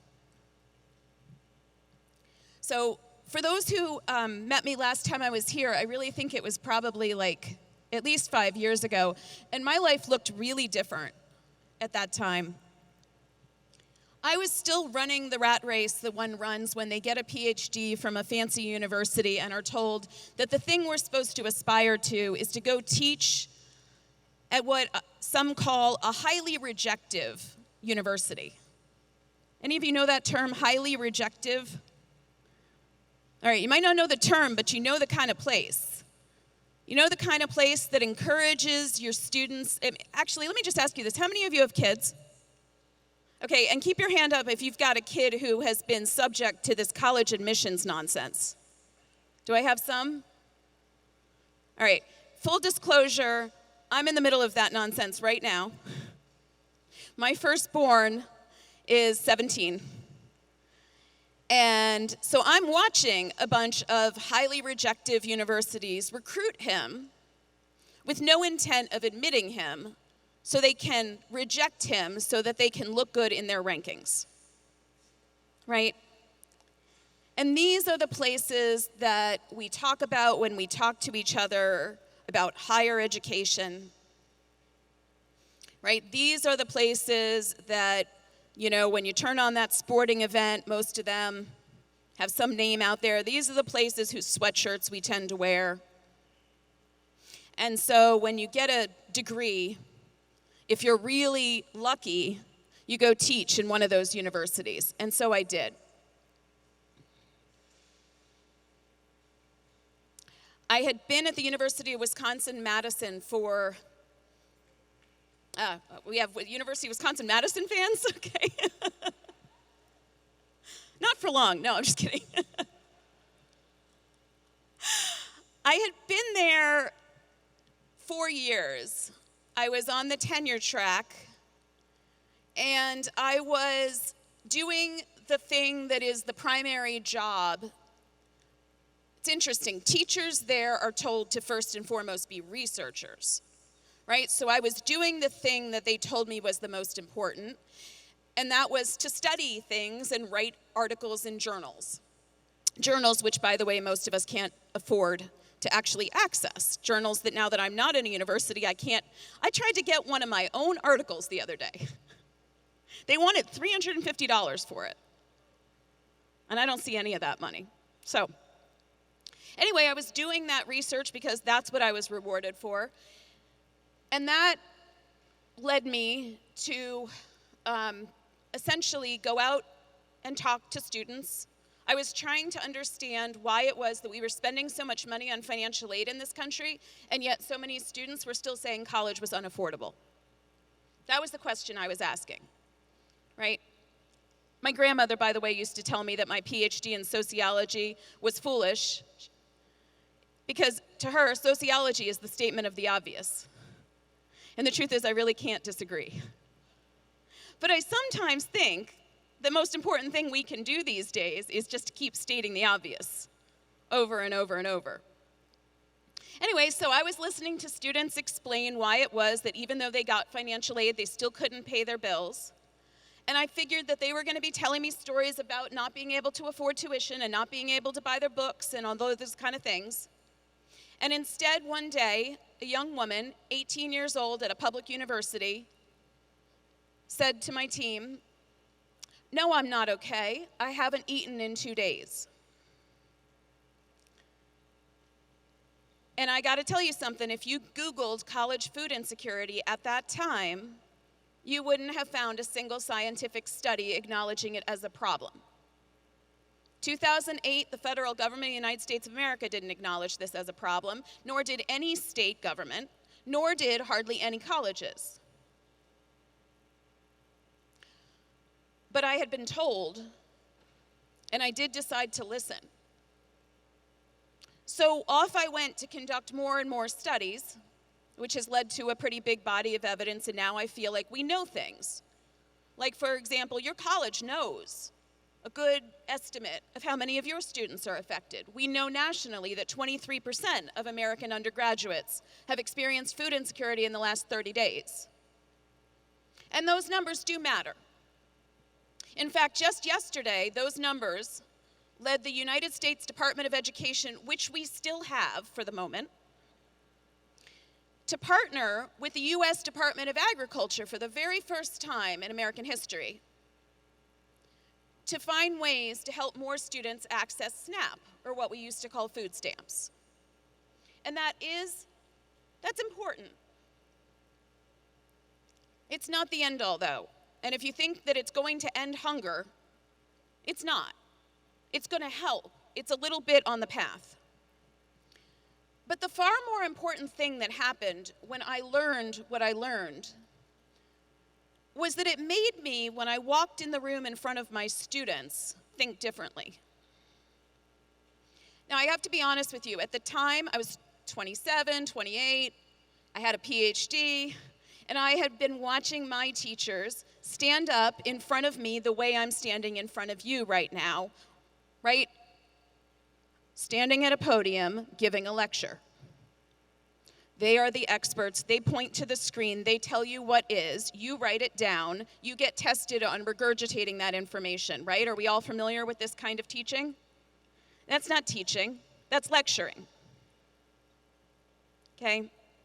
Adults do not learn well that way. We just don't. But I thought that was the job, and I have to be honest with you, I hated that job. And the main reason that I hated that job was I never heard from the students. I didn't feel much the way I'm like craning my head and trying to see your eyes now. I didn't know whether I was connecting. I wasn't getting any feedback. I didn't know if I was helping them learn. And then one day, a woman in the front row fell asleep in my class. Has that ever happened to any of you? Have you all done that? Sleeping in somebody's class? Sleeping right now, maybe? No, just kidding. Right? And I mean, it's not like I hadn't seen people fall asleep before, but when I saw somebody fall asleep in front of me, and I had just been told in my research study that there were some people out there who might not have had anything to eat, it gave me pause. And it was a really important pause. Because in that moment, my gut instinct, I have to be honest with you, my gut instinct was I was really pissed off. Right? How dare this young woman sit there and fall asleep in front of me? I'm taking the time to teach her. Right? I had a young baby at the time. I'm thinking about all the money I'm spending on childcare while she's falling asleep, while I'm taking my time. Plus, does she not know who I am? Right? I'm important. I have a PhD. I'm the professor. Her parents are paying money. Right? I was full of outrage. And then I was full of judgment because I started making up stories in my head, right? I started climbing the famous ladder of inference. Oh, she must have been out partying last night. Because if you know UW-Madison, you know they party. Right? Was she at a football game? Was she at a kegger? What's her deal? And maybe she wasn't out drinking, but she just doesn't care, so she should give up her space to somebody else who does. Right? I'm completely ready to write her off as a human being.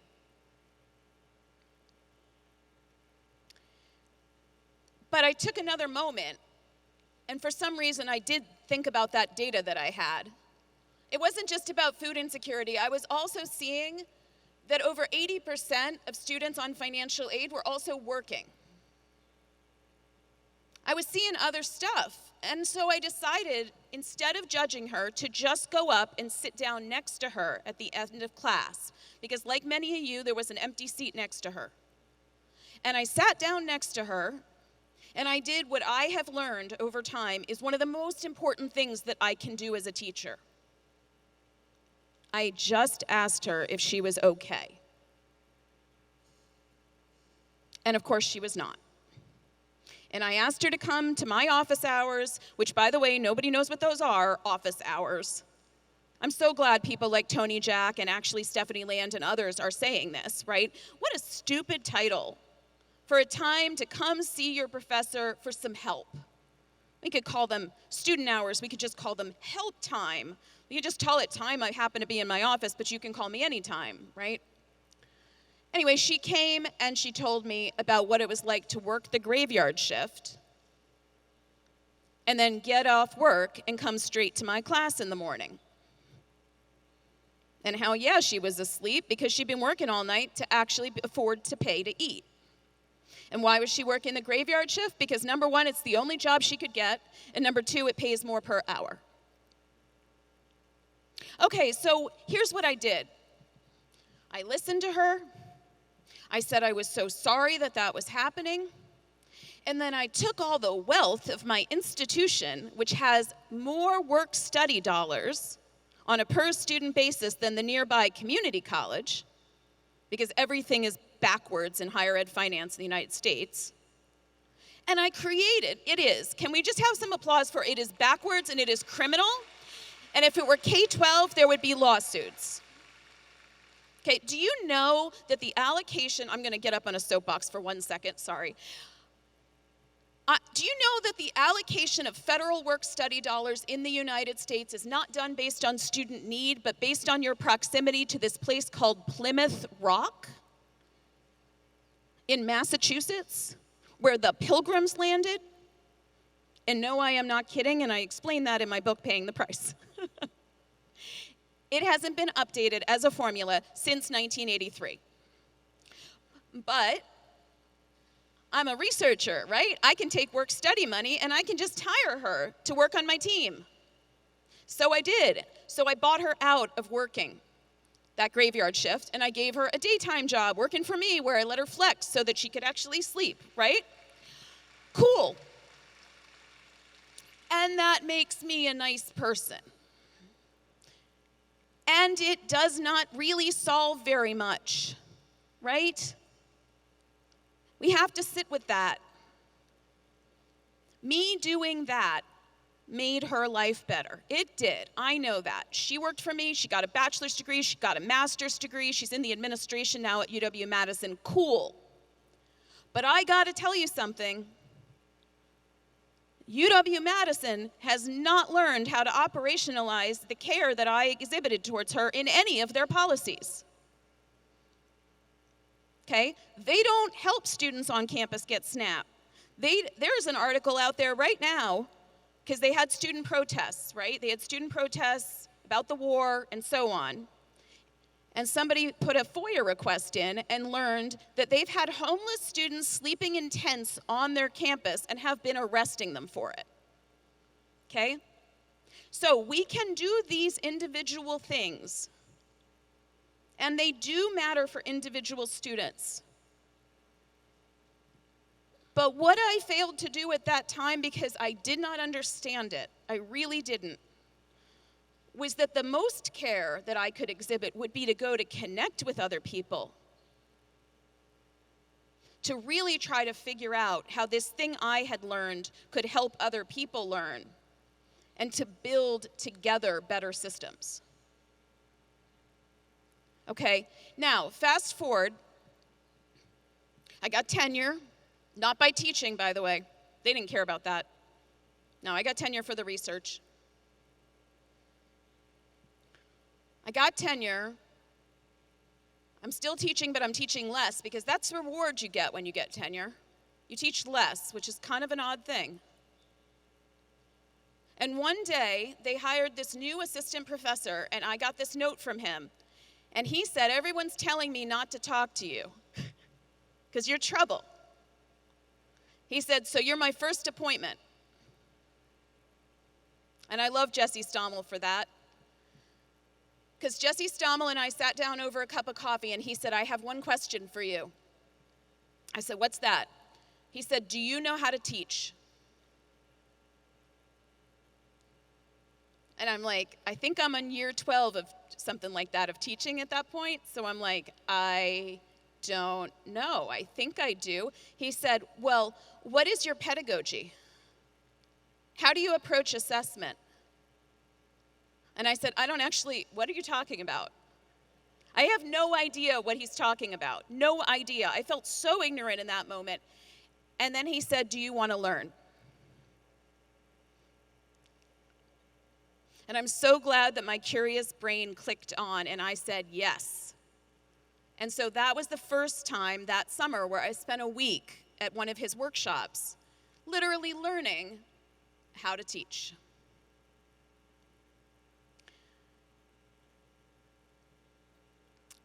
And that, I can trace a direct line, not only then to my decision to move universities, to one that rejects fewer of its applicants, Temple University in Philadelphia, where I still discovered a lot of the same bureaucracies were keeping our students down, right? I mean, bureaucracy is, I think, inherent in any institution, but it was still too similar. And I can also trace that direct line to the day that I said goodbye to working in universities and hello to two things. One, working for myself, which I have to admit I really enjoy, but most importantly, two, hello to teaching as an adjunct at the Community College of Philadelphia. And that's where I discovered the secret that you all know.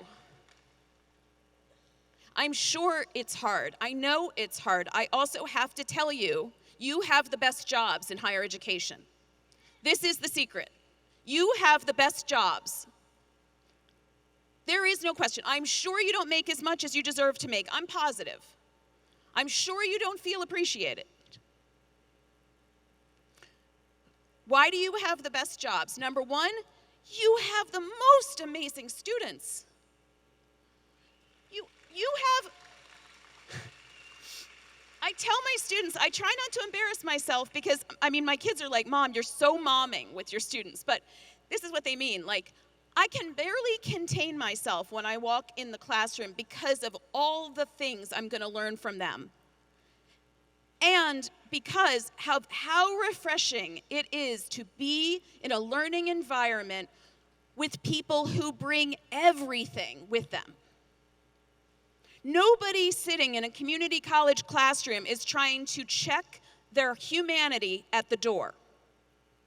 Nobody sitting in a community college classroom is going to leave their life behind while they try to learn. Nobody sitting in a community college classroom is there because they think they can only learn from people who look like them, talk like them, come from the same backgrounds, are the same age, same color. The first time I walked into my Community College of Philadelphia class, I walked in, Intro to Sociology. This was an insult at UW-Madison. You're teaching intro? What? You know the best part of intro? You could do anything. Everything and anything I know how to do, I can do in Sociology 101. But what I didn't know is it has nothing to do with me. It had everything to do with the 36 humans. And I have a class of 36 every year, and I teach a 10-week course. Which when I first met Russell, I was really skeptical about these 10-week courses because I'm like, yeah, you got higher retention rates, but that's because you're giving them less time to drop out. Right? I mean, that makes sense, right? From an empirical, sciencey standpoint. You know why I like the 10-week courses now? I like them because the kinds of students who need them are the ones who have a lot going on in their lives and can only fit this together for 10 weeks. Which is, by the way, like me. Because 10 weeks of community college teaching takes so much. I mean, you all know this. I only do one class at a time. And I come home exhausted every single day. But my 36 students that first year ranged from ages 16 to 36. They came from every ward in Philadelphia. I mean, I had folks in there who couldn't put a sentence together but had great ideas. I also had folks in there who were as good as any of my master's students at UW-Madison in terms of formal stuff, but wouldn't think critically about anything. And I learned that the most important thing that I could do for them was not something in the book I was teaching from, but it was about helping them connect to each other. That the most caring thing that I could do for them was to literally introduce them to one another, and for me to care enough to build community with other teachers on campus so that we as a network together could care for and with our students. You hear all that, right? So it was about going beyond the individual student or the individual teacher, and it was about connecting with other people, which has this huge benefit of it.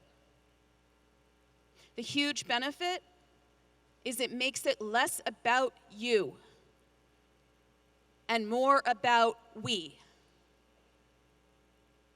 And the job gets easier that way. You don't feel so alone. There's more resources together. And when the students are connecting with each other, by the way, they don't come to you first. They go to each other first. They come to you only when they can't solve it. Right? Plus, by the way, they have really good advice for each other. Who am I to talk about parenting in college? I did not have children when I was a college student. Right? But 1 in 4, almost 1 in 4 college students has a child of their own, and many are caring for other people's children. I hope you recognize that, right? We got people caring for all kinds of other people. We got people, I got a student right now, she's got 3 kids of her own, plus her grandmother lives with her. When she's not able to make it to my class or she's coming late, it's often because she couldn't get the caregiver for her grandmother to come. Who am I to be giving these people advice? What I needed to do was help them realize that there were other parents in the class and that they could trade information and strategies. This semester, I have another 36 students. This time, I said 16 to 36, right?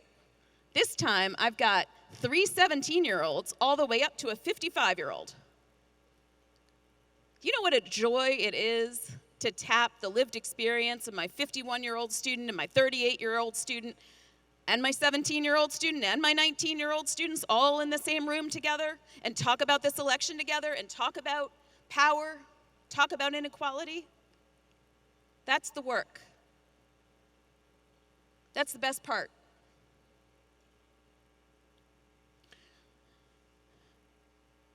But what are we going to do about those sleeping students?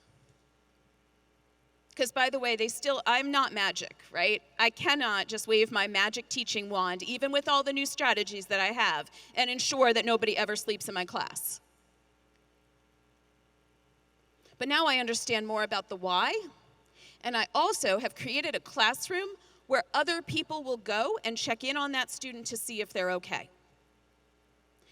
And I also know more about what to do when it happens. So let me just tell you about one. 2 weeks ago, I noticed that one of the women in my classroom, who's sitting over here in the corner, was alternating between putting her head down on the desk and just looking really sad, and number 2, a little bit of crying, and number 3, a little bit of sleeping. And when I put them in pairs, and I do that a lot in class because I'm trying to help them connect with each other, I put them in group work, pairs over and over. I noticed a couple students approach her, and I noticed them leave her alone. So towards the end of class, before they were leaving, I went over to her and I just sat down and I said what the most important thing you can say, right? How are you? Are you okay? And she said, no, I'm not okay, but there's nothing you can do about it because it's not a college thing. It's not a college thing. You know what the not a college thing was? She and her 10-year-old were homeless. Her fiance was murdered. By the way, I had 2 different students whose loved ones were murdered just in the last 2 weeks. Stuff's happening. That's not just a Philadelphia thing. So she's in a shelter. Is that a college thing? Of course that's a college thing. I'm not going to go build her housing. But she's not going to be able to pass my class and get to the end of the semester if we don't address this. So what do? First thing, rule number 1, make her feel seen and heard. This did not take me long. This was not an hour of therapy, which I am not trained to do, right? No. I said to her, I am so sorry that is happening to you. That is not fair. That is not right. Number 2, I said, you did not cause this. This is not your fault. Would you please memorize that for your students? You did not cause this. This is not your fault. You are in the land of bootstraps, people. Right? Counter this nonsense. We do not have an estimated 1.5 million homeless college students in the United States because we got a bunch of people making bad choices. And every last one of them thinks it's their fault. I have interviewed hundreds and hundreds and hundreds of college students who all tell me some individual story of how if only they had done this one thing differently, if only they were smarter, if only they'd asked that one question, right? If only they took a better job, if only they worked a little harder, they wouldn't be homeless. Nonsense. Homelessness is first and foremost driven by very broken systems, and 2, bad luck. Any of you in this room could be homeless. I promise. Unless, I don't know, if I have a billionaire in this room, maybe you're not going to be homeless. Okay? But for most of us, we are a couple of strokes of bad luck away from it ourselves. And that is, by the way, why so many of us feel so much anxiety and economic precarity, right? And even when we get money, we're afraid to spend money. Tell them it's not their fault. She said, it's not? I said, I know, because I don't tell them who I am, right? They don't know how much I know about this. They haven't seen me on The Daily Show. I don't want them to see me on The Daily Show, right? I said to her, just trust me. I know this. Trust me. And third, I said, do you want help? She said, of course. I said, then let's go do it. I said, I can't promise anything good's going to happen real fast. I said, but here's the thing. I know the name of the office on our campus.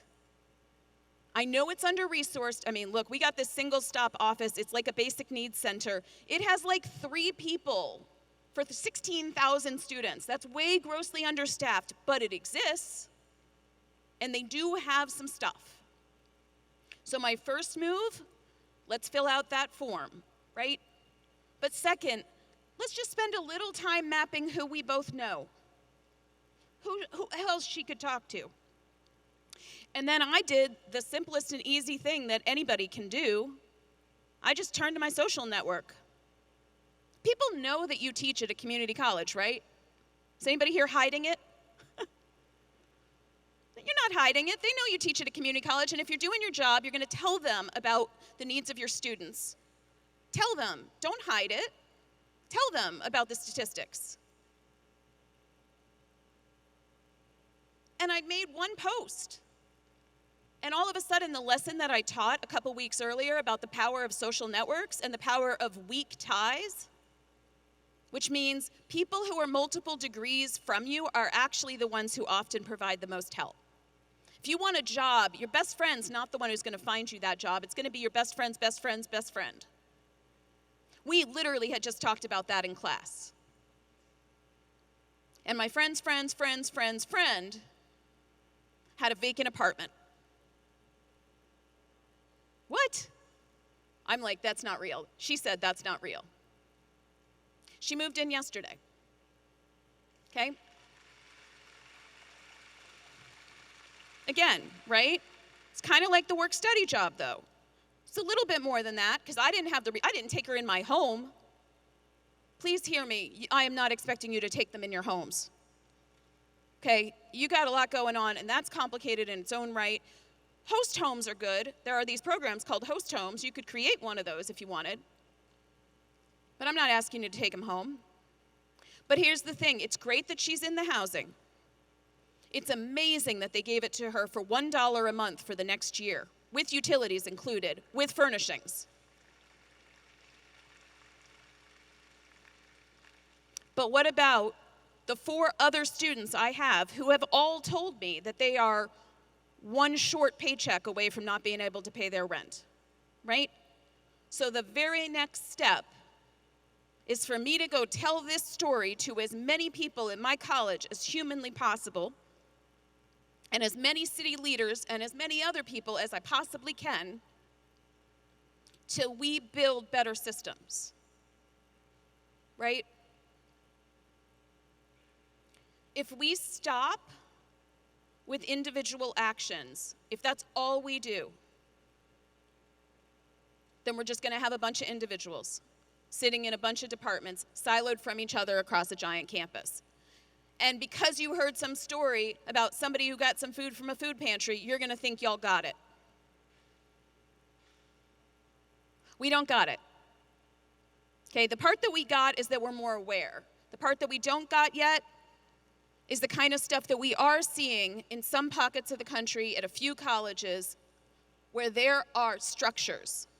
For example, a professor identifies that a student doesn't have enough to eat. That student goes to a social worker or a case manager who sits with them in a trained and trauma-informed way to take them through a process of understanding the full complexity of their situation. And then works with them on a sequential plan to get dollars into their home so that they can meet their own needs with dignity without having to rely on a food pantry. At the same time, those colleges use the work done by their case managers and their social workers to fuel their government advocacy agenda. Right? Because let's be serious about this. This is going to require policy change.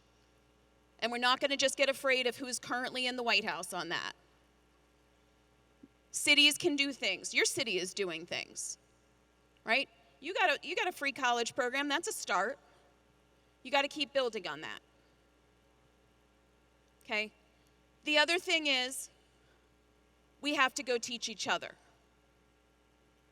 So that's actually one of the things that I've been spending the most time on, is asking this question: how many of us are working in higher ed or in the same situation that I was, where I said I didn't know how to teach? How many of us actually feel prepared for this job? Like this job, the one I'm talking about. Do you realize that probably the numbers are even underestimating the situation, and that more than 1 of 2 of your students is dealing with the kind of stuff I'm talking about? It's probably more like 2 and 3. Look around at each other. I'm willing to bet a bunch of you are dealing with it too. I'm willing to bet I have a lot of people in here who are afraid they're not going to make rent next month too. I have a number on this piece of paper I want to look at here for a sec. Here's the number.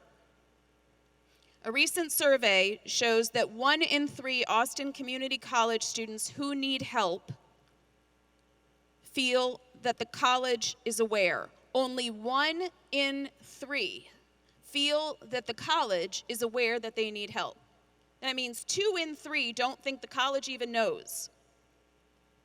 And those 2 in 3 haven't talked to anybody. 40% of students who did that survey didn't think the college has resources to help, and 50% didn't know that y'all have a food pantry.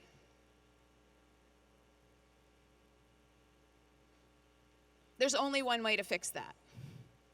It's to talk to each other. It's to make it your job to talk to each other. Everybody talking to each other. Everybody talking about this. And I got to be clear, you shouldn't be talking about food pantries. Because the science is very, very clear. Food pantries are not getting it done. Food pantries should be the last thing that you use to help a student after everything else has been tried. If students are coming to your food pantries multiple times, something is wrong. I don't know a single student who sees a campus food pantry. They might feel seen because it's an acknowledgement that there's poverty on campus, right? But they don't feel joy. We need to put more joyful things on our campuses. Things like, how about a place where there's meals for any student, faculty member, or staff, pre-prepared, looking good, like Whole Foods type meals or whatever that market is across from my hotel that seems to be all over the place, right? Good looking food that you'd be proud to eat, ready to go so they can pick up their meal so they can eat before the class. I've been to a college that has exactly that, and everybody gets one free meal a day. I've been to a college that has a farmer's market every single week with groceries. That sounds good, right? I mean, a farmer's market's nice. But the best part is that there's a table in the middle, and anybody who needs money to be able to shop at the farmer's market can walk over and pick up $25. $25, right? That's them creatively using their emergency funds to build community around a market where people both shop for things for their homes, bring their kids by, and also buy food that's ready-made and sit and eat it together, which is another chance to connect. And every single person at that college can do that. Everyone from the custodial staff to the administrators. And they don't worry about accidentally giving it away to somebody who doesn't need it. We need to worry less about that. Couple final things. I just want to sum up what we all got to do as teachers. First, listen, right? I'm not asking you to solve the problem, but you can solve the fact that they haven't talked to anybody about it. 2, use hope. If you're comfortable, use love. If you're really comfortable, use empathy. And whatever you do, make some good trouble. If your students need you to advocate for them, do not be afraid to advocate for them. Number 3, connect students with each other. I can't say that enough. They're amazing resources for each other. Number 4, connect with each of you as well. Okay? The students need big, well-known programs that stretch across your college. They don't need a bunch of teeny tiny little programs. So before you get an idea and go, I want to go make a program, please first go ask if that program already exists in some form and if you can join forces to build it together. Okay?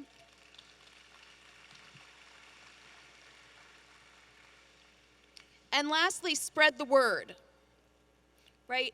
If you hear about something and you didn't know it existed, yes, I'm sure you're mad about that, right? Rightly so. But at the same time, now you know, right? So put it on your syllabus, right? Put it in your Canvas or whatever you're using for learning management. Okay, I put all the basic needs supports information directly on my syllabus. I show it to them on a PowerPoint on my first day of class. And from time to time, because I do little surveys just to make sure they're good, I speak about it in my class, and I even message them about it. You need the constant reminding, both of each other and of them, because you never know when they're going to actually be listening and need the help. Last thing.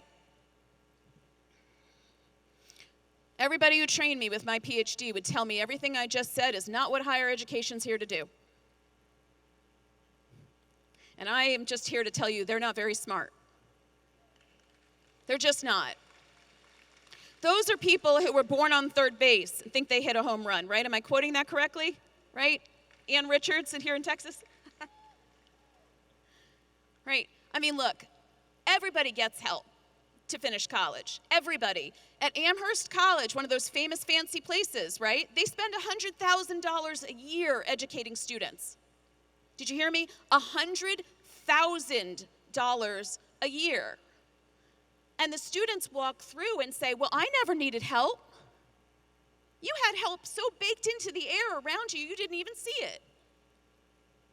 The other day, one of my students said to another one, I heard it, they were talking to each other, and she said, hey, you know, when I transferred to a real college, and I feel bad for her because my mom face came out, and I marched over to her and I said, listen, I'm sorry, what?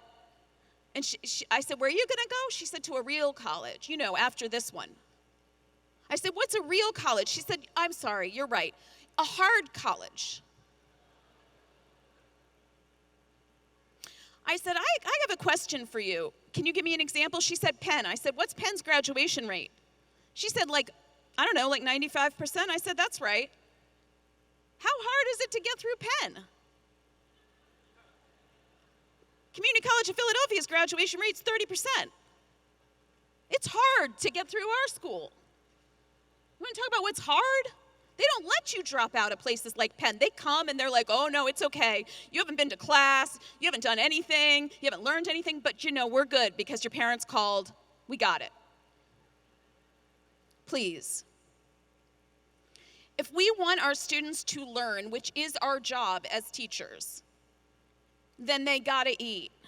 And they gotta have a place to sleep. And there isn't a K-12 teacher in America who does not know that. We need to be angrier that the National School Lunch Program cuts off when students go to college, because we have definitively shown that feeding people increases college graduation rates. So we are systematically depriving people of the thing they need to get the degrees so that they can go feed their families. Okay, be mad and tell people about it. Tell your students too, by the way.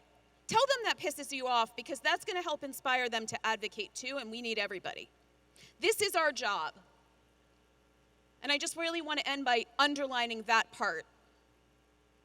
This is our job. Okay, I see Kara over there. I know she's working on basic needs supports. This is not just Kara's job. Kara can't do anything to support students' basic needs on this campus without all of you. You cannot effectively teach your students without her. You can't. The science proves it. It's our job. So don't sit there and feel extra emotional labor put on you and not make sure other people share that labor with you. Compassion fatigue is real. Burnout is real. Hurt people for real. If you are not in a good place, please get the help that you need. Don't walk into your classroom and hurt somebody else. And urge them to do the same. We have to learn how to put our hands up, say I need help, and go get that help. And yes, if there isn't enough help available for you right now, we best build it. And that's why backstage I was just telling Russell where to go get a whole bunch more money for healthcare on this campus.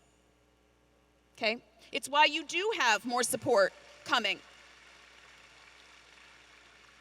So this is the modern version of our jobs. And what I can tell you is this: if we do it, it just feels way better, and we're way more successful. And that ROI that we're all supposed to worry about, and I have shown this in my latest study, I love this. I spent 5 years, 6 years following a program that supports homeless college students. Very rigorous study, scientific trial, the whole thing. What we learned is we can not only help students do better in college, but we can reduce the odds that they go to an emergency room. We can reduce the odds that the taxpayers of the community are actually going to have to keep paying for them the rest of their lives. We can save our state's money. We, the community college, can do that. And most importantly, we can help make sure their children have the opportunity to go to college if they want it. So you are the most powerful people in higher education. Don't let anybody else tell you otherwise. Thank you for having me.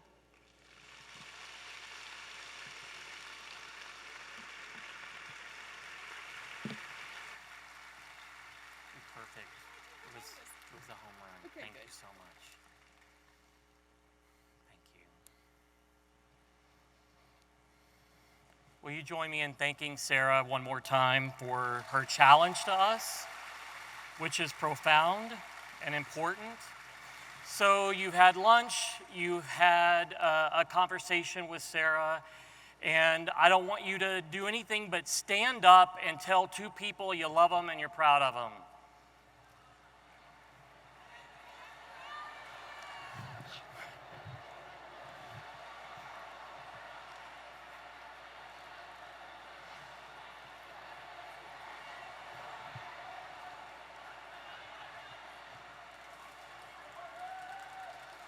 All right.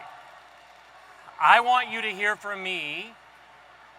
We're going to come back together. I've just got a few minutes left, and then I promise that I'm going to give you some time back, okay? So I want you to hear this from me, all right? We've been challenged today to understand the student experience and to evaluate our bureaucracies and our processes in relation to them. And I want you to hear from me that I love you and I'm proud of what you do on behalf of our students every day. But the data that we're going to look at shows that even though we have a deep well of caring and love for each other and our students, we have to do better. And we're going to talk about how and what we do. It starts with centering ourselves on Ashley.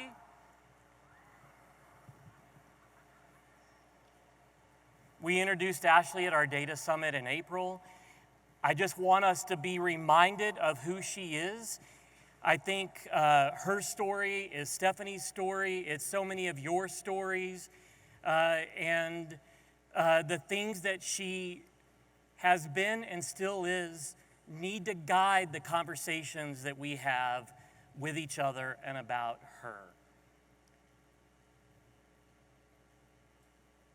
She's still part-time. She's still working probably 2 jobs. She's not just caring for her kids, but she's caring for other family members. She's worried that she's not going to be able to get a schedule that works with her job, that she hasn't connected, that she hasn't found her people. She's worried that she's not going to have enough money to pay for school or survive. And she just wishes she could find people that care about her. And as a reminder, and as we've heard throughout our time together and today, she is really smart. And she has a profound future in front of her, and she just needs our help to unlock access to some key things. I want to say, because this is a theme that we've heard twice today that I wasn't prepared for, that Ashley and some of my secret shoppers, 2 of which are in this room today, talked to me about office hours. And you know what they thought office hours were?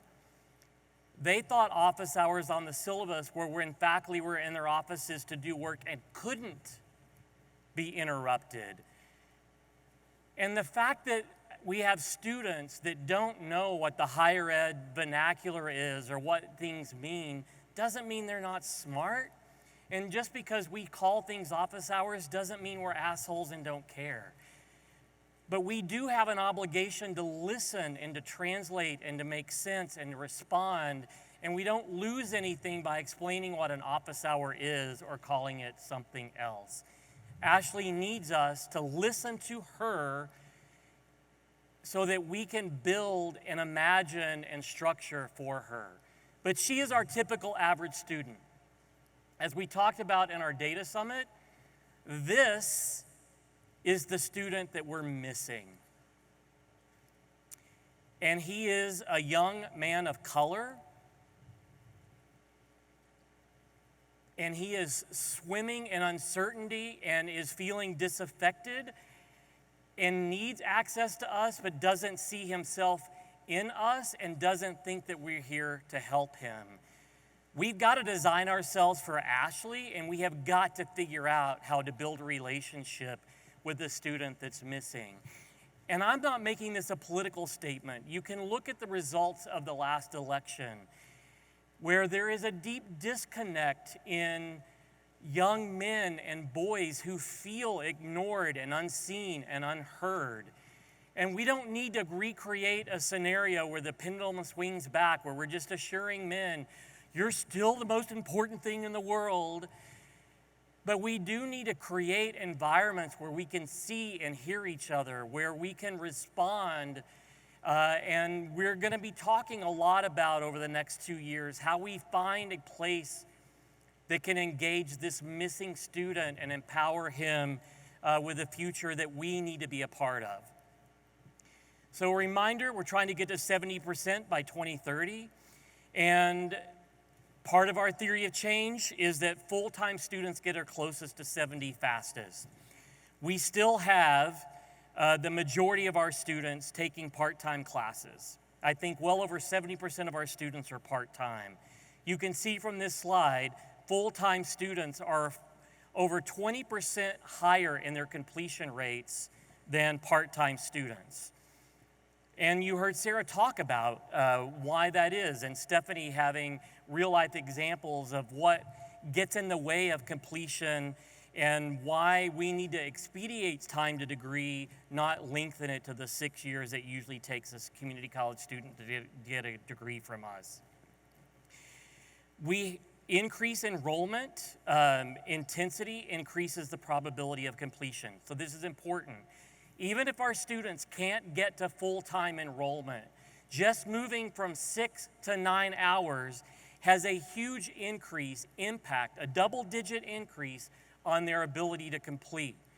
So if you're mentoring, if you're coaching, if you're advising, you're teaching, even if the student is not able to move to full-time, encourage them to take just one more class and then connect them to the tutoring resources and the cares and advocate resources and the coaching resources we have to love them through that additional class. This is a slide that I need you to spend some time with. We can celebrate that our Black student completion rates have increased. Let's celebrate that. That's awesome.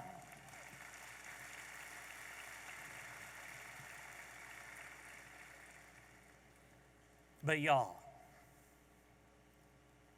every other student demographic in our college has decreased.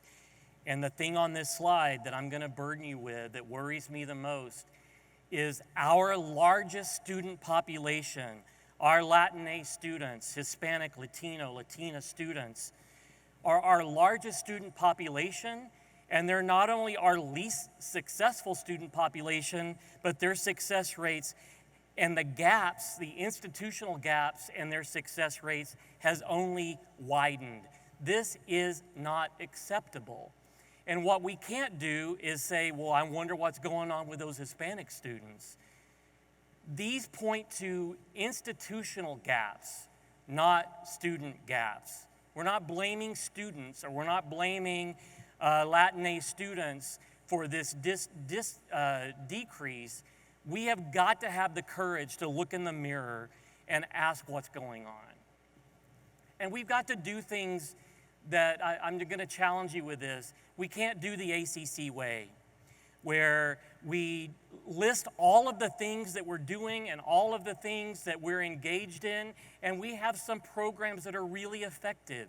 We have been given the seal of Excelencia as a Hispanic serving institution that is doing good work for our Hispanic students. We have an Ascender program that fundamentally changes lives. And this goes back to what we have talked about since I've been here. Just because you have a program that may be having impact, or you're working hard on a thing, if it is not changing our data, we either have to change what we're doing, or if it is working for a small group of students, we have to scale it for impact. So, this is going to be a really important conversation we're going to have over the next 2 or 3 years. Here's why we're looking at this slide, because I know I'm probably already getting texts from some of you. SB 17, we can't talk about equity. Here's the reality, folks. HB 8 funding actually increases our funding when we can improve completion for our most vulnerable populations.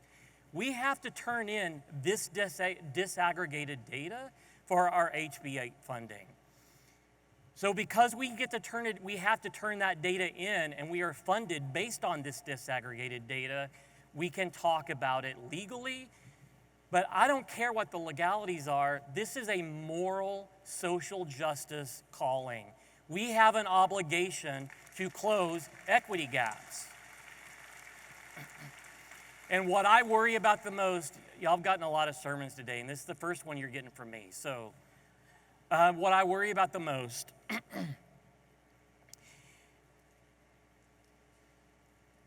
is that we aren't committed to actually changing the systems that have created inequity.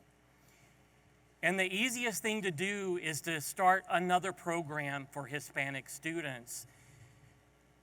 Hispanic students are struggling here, and even our black and white students are struggling here because the systems were built for students that no longer exist. We've got to rebuild our systems to ensure that all students have access to success. We're making headway in that regard. Our fall-to-fall persistence rates are increasing, and we should be really proud of that.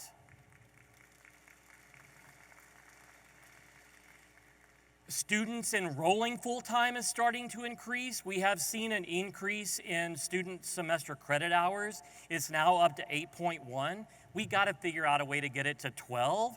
But every time we increase that purple box, we increase our likelihood of getting to 70% by 2030. Our course success rates have increased. You can see coming out of the pandemic that our students are doing better, and our faculty have leveraged what they've learned in the pandemic to increase and improve learning and course success rates. Here's the thing, right? We can't ignore this slide. It is professional malpractice to ignore this slide in relationship to persistence, enrollment, and course success rates. In a shared governance model that I love and am proud to be a part of, as a former faculty member and faculty senate president with my roots in the classroom and academe, I am proud of what our faculty and staff and our shared governance models are doing. But improving course success rates by understanding what's happening to our students in a disaggregated model is required. It is our moral obligation to do. So, as a faculty senate president, I'm telling you, when I look at this, we're going to have really direct conversations with faculty and with advisors and with our coaches and our CARES advocates, because academic freedom does not allow you to ignore this. Ignoring this is professional malpractice. Academic freedom is how you apply best practices. It doesn't give you the obligation to ignore them. We are having increase in significant impact on what's happening to our students, and there's lots that goes into this slide, and I'm going to ask you to memorize it quickly, and I'll give you a pop quiz on the way out the door. Just kidding. But fundamentally what I want you to see is post-COVID is our students are actually starting to do 3 and 5 years out much better financially.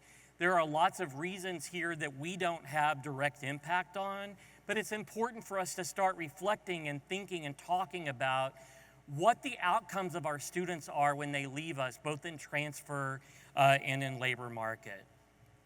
And then the thing that I'm most proud of. Right now, 74% of our students feel a sense of belonging according to our Sense survey. And that is an increase. That is an increase over what it had been. And I'm really proud of this increase. When we have our next General Assembly and Data Summit, I need you to be thinking about this number, because if we're going to get to 70% completion, this number has got to be has an 8 or a 9 in front of it.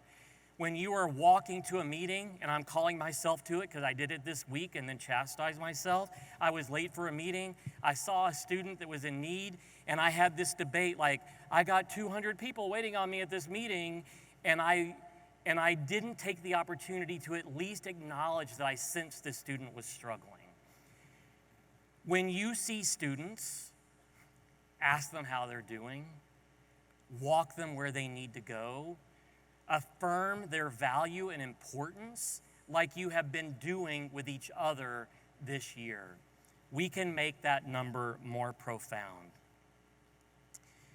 And so when I think about what's in front of us, and I think about the college that we're gonna be, and we're a good college. We're a college that we can be proud of. And in many respects, we're an admired college, both for our resources and the depth of how much you care about our students. But we are not an admired college for our outcomes. We are not an admired college because we have figured out how to unlock the resources and the deep well of care that you bring to your job. And so I'm going to call us to be an aspirational place. And so I'm going to read something to you. And I'm just going to acknowledge that if I had been in a meeting like this and my president or chancellor had read the book I'm about to read to you, I cynically, as a faculty member, would have cringed. I'm acknowledging that what I'm about to read to you may be cringy. But as I have matured, AKA gotten older, my cynicism has given way to a deep well of emotion that has only been affirmed by my time with you and has only been deepened and challenged and developed in ways that I was hopeful for and grateful for. So I'm going to read to you a book written by Kobe Yamada. He wrote a children's book called What to Do with an Idea. His latest book is called Maybe. And so this is a book about the endless potential in all of us. This is a book about your potential. But as I read these words and you cringe along with me, know that I want you to hear these words not just about your potential, but about the potential of our college. Have you ever wondered why you're here? You are the only you there ever has been or ever will be. You have so much to offer. Maybe you'll invent something that no one has ever seen before. Maybe you'll reach building things that reach higher into the sky. Your life is yours. Try as many things as you can. See as much as you can see. Wherever you go, take your hopes, pack your dreams, and never forget, it's on journeys that discoveries are made. Maybe you'll help others see the beauty in each day. Or maybe you'll lift the cheering crowds to their feet. Do everything with love. Follow your heart. See where it leads you. Maybe you're here to shine a light into places that have been dark for far too long. Maybe you'll speak up for those who can't speak for themselves. Maybe you are here to help in ways that only you can. There will be struggles. There will always be fears, and it won't always be easy. At times it'll feel really hard, and you might make a mess of things. You may fall down. You may even fail. But you'll always get back up, and you'll rise a little stronger and a little taller, because there really is more inside you than you know. And this world needs your gifts, your talents, and your big ideas. What if you're only scratching the surface of what you can do and who you can be? What if you have the talents that haven't been discovered yet? There is something powerful, even magical, about you. You already have everything it takes to do big things. So maybe you have no idea just how good you really are. And maybe you don't know how much you matter, but maybe, just maybe, this world has been waiting centuries for someone just like you. And one thing is for sure, you're here. And because you're here, everything is possible.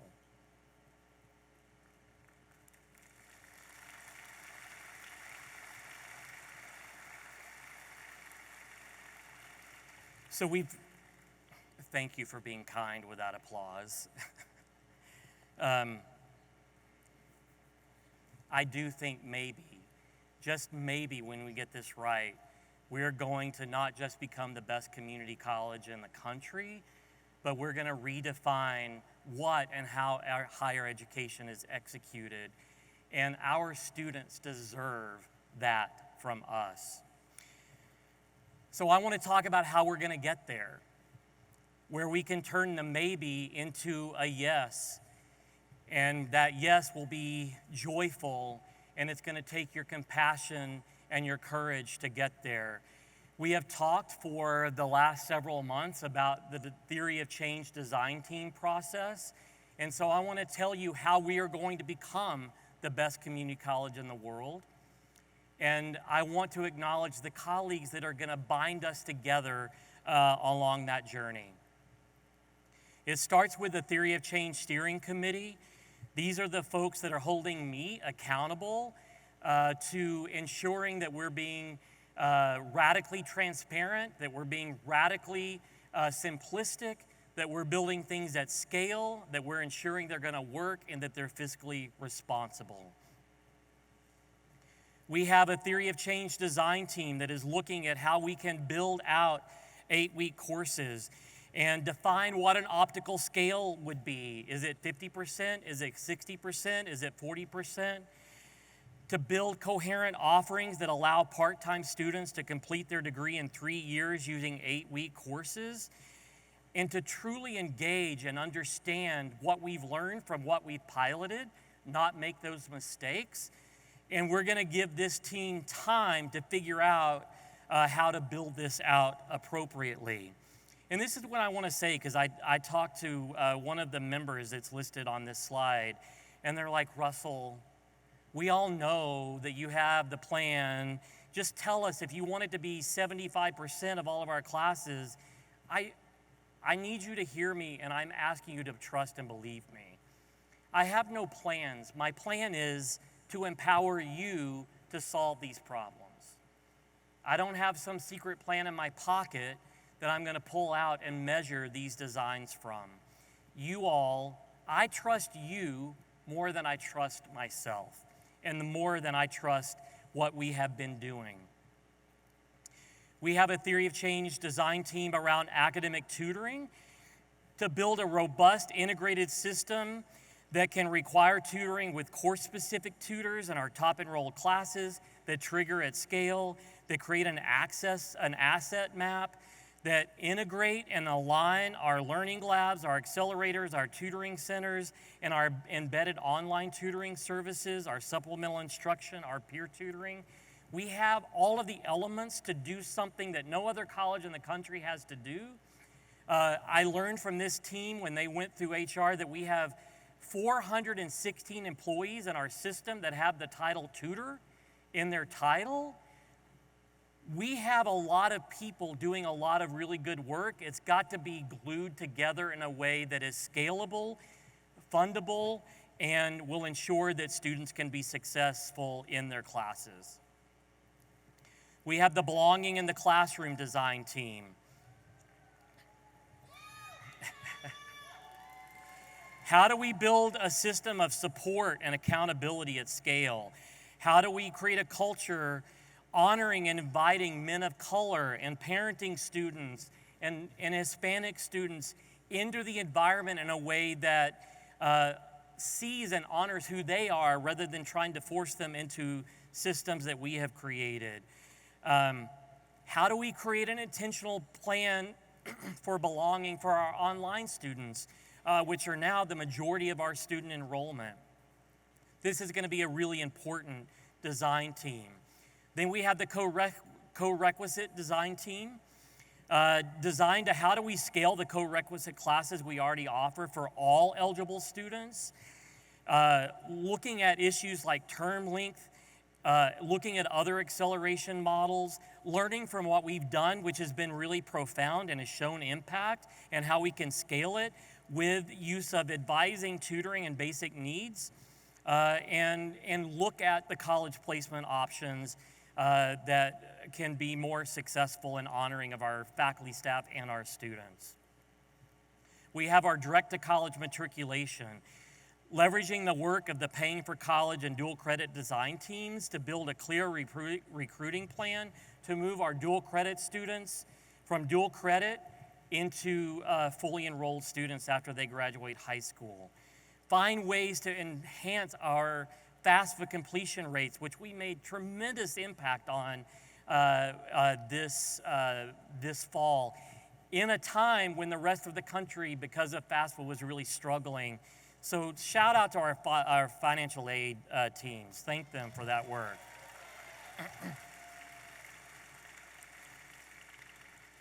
We have dual credit systems where the reality, right? Here's the reality with dual credit. We have a more restrictive, narrowed model, and our ISD partners are wanting more dual credit offerings. And if we're not able to rethink our designs, I can promise you, and you're seeing evidence of this in other parts of the state, our regional universities and our other community college partners are stepping in ways that we won't. And my fear is if we can't figure out this particular piece in 5 years, our dual credit, rather than being 20% of our enrollment, maybe 5%. We're gonna have the courage to look at our data, to talk to our faculty and staff that are in the dual credit experience, and talk to our ISD partners and figure out a model that protects the integrity of our learning and our courses, but also allows us to scale at impact. We've got to figure out a way to meet basic needs, and you heard from Stephanie, right?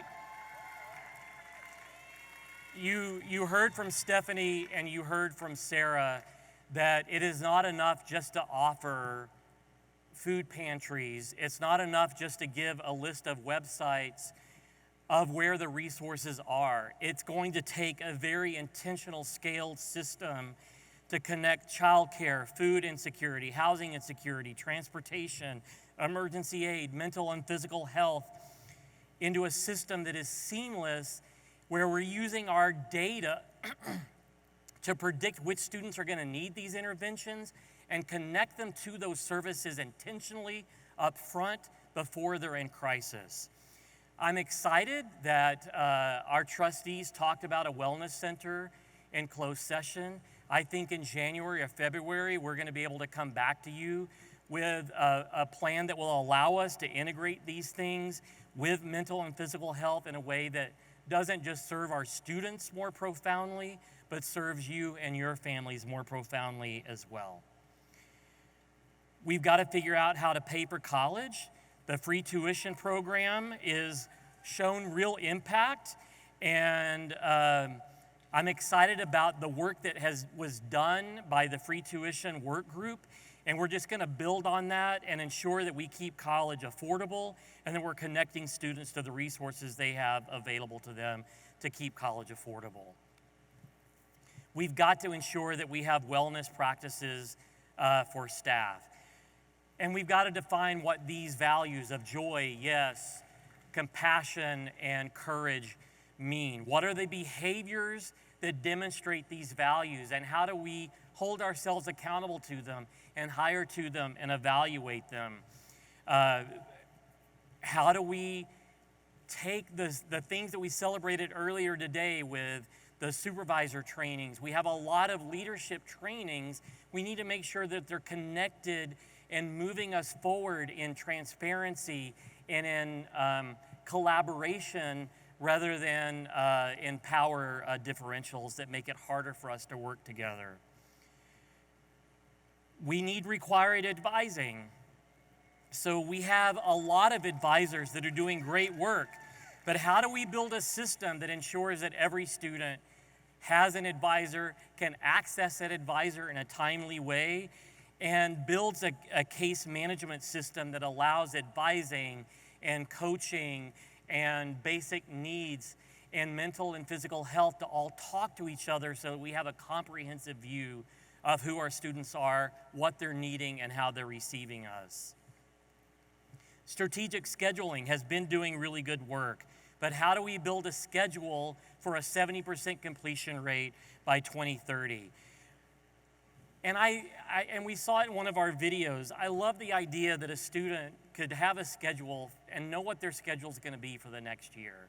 There could be some opt-outs that require advising signatures, but being thoughtful about how we build schedules so that students can start and then finish what they're starting within a 3-year time frame. We have an incredible student success course. The data for this success course, this Learning Frameworks course, is really impressive and powerful. Yet that course, as it is currently delivered, is not scalable or in a fiscally responsible way. So how do we take the fundamentals of this course and build it with intention and purpose that allows more people to be able to teach it and for every student to have it? Transfer, we've talked a lot about in my time here with the Bats to Cats. Our transfer rates used to be amongst the highest in the state, and they're no longer amongst the highest in the state. We have to do better about building intentional curricular alignment with our partner institutions and our highest transfer programs, building robust systems, IT and otherwise, that allow for direct and reverse transfer.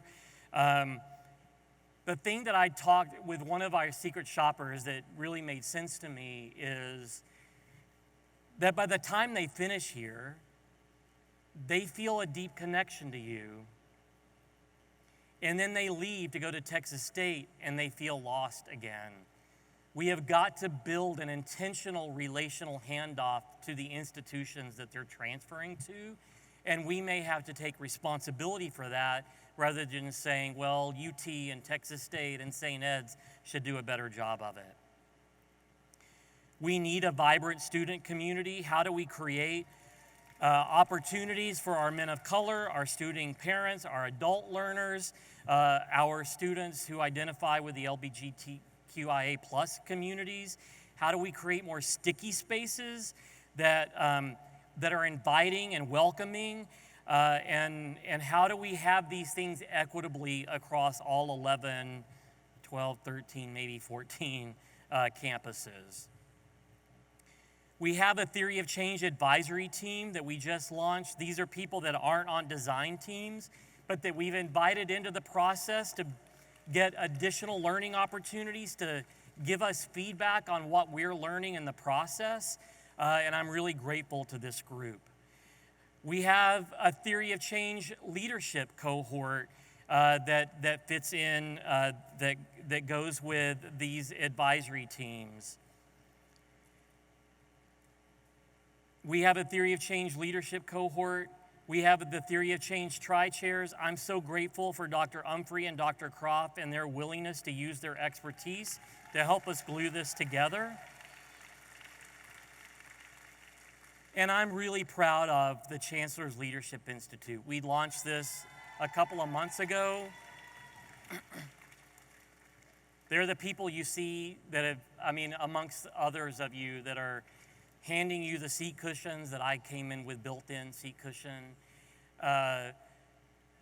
This is a group that gives me hope that we can change the bureaucratic nature of our work, make it relational and collaborative and effective. And so I want to say publicly to this group, thank you for leaning in.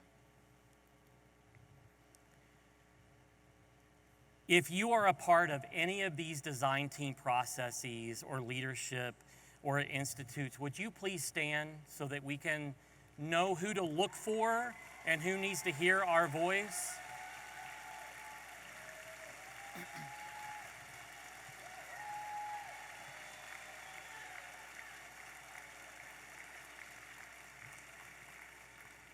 The reason I want you to see these folks is they're not here to tell us what to do. They're here to collect information, data, go look at best practices with built-in transparency throughout the process. They're here to be your eyes and ears and voice. You all have advocates now on these design teams They want to hear from you. They want to know your ideas, and they're going to share with you what they're learning through the process. So if you are one of those people that have leaned into the Theory of Change process, thank you for the work that you're about to do. And maybe, just maybe, the results of that work will ensure that we are the best college in the country. Finally, in the year that I've been here, I've had the privilege and honor to work with a board of trustees who care deeply and ask really good questions and hold us accountable to them. And the people that they're holding accountable are me and the cabinet leadership team, who have worked really hard to figure out how to collaborate, how to foster and support collaboration, not just in their areas, but across the college, and who are leaning in not just to this really, it takes a lot of courage for someone to lean in with a chancellor who uses the word love and talks about Ashley. And I just want to acknowledge the cabinet leadership team. Thank you for your partnership, your wisdom, and your courage. And thank you for the leadership that is going to be required for us to get to 70% by 2030. Would you all please stand?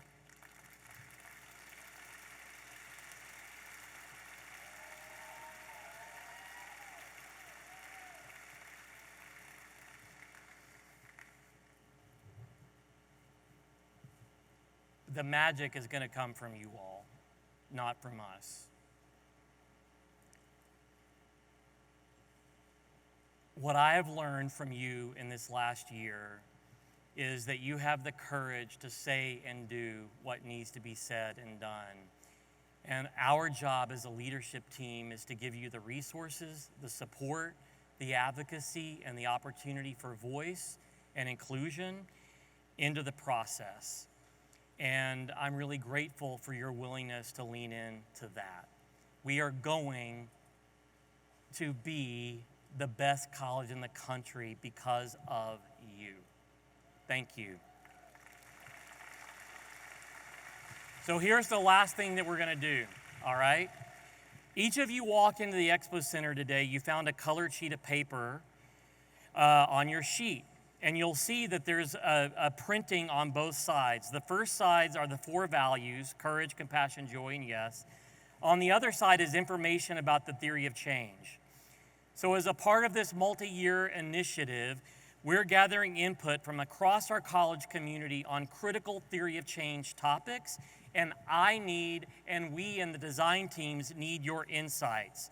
So you'll find related question prompts to consider and discuss with your colleagues now and when you get back to your office. There are going to be multiple ways for you to share your opinions throughout the design process. OIRA sent a survey to students this week, and we'll email one to all employees next week, so please look at it and please give your attention to it as you complete it. Additionally, our new college webpage, our new college input webpage on the Theory of Change website is now available for you to start submitting your feedback anytime during this initiative. The QR code will bring you straight to the page and where you can provide comments directly to specific design teams or project leadership. So take a few moments to share your thoughts. You're going to have a lot of other opportunities to be involved, and we'll announce those opportunities throughout the process. Again, radical transparency here. We're not going to hide anything, and I need your input and everything. So keep an eye out for those informational sessions as they come up. And thank you for helping shape the value of our college. One of the core elements of today's event is the idea that ACC is a mosaic of cultures, of beliefs, of backgrounds, of dreams and aspirations. It's the diversity, both physical, spiritual, and in thought, of our students and employees that make us who we are. And it's the reason I chose to move here to dedicate the end of my career to you. So I'm going to ask each of you to hold up the colored sheet of paper above your head with the values facing forward towards the ceiling, and our event photographer, who's above the stage right now, is going to take a photo to create our own mosaic of ACC. So hold it up. I'll tell you when to take it off. Make sure the values face the ceiling. So don't hold it flat, not like this, hold it like this.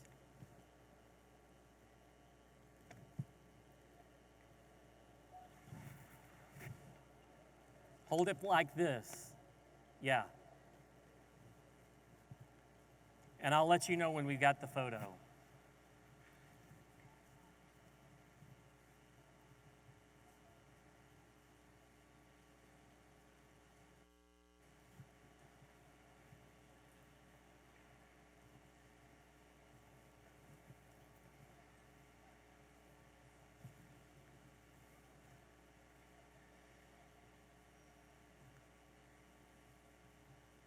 We got it?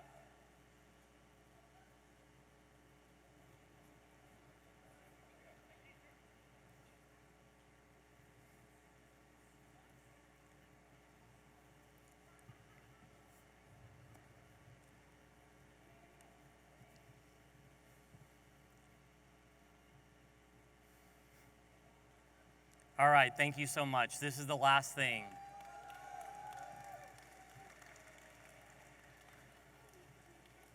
We started the day talking about that our college is a place of refuge, that we're a place that you can be safe, that you can be loved and included, and that we're going to keep the outside distractions outside and not let them seep inside. And that's not political, that's just personal.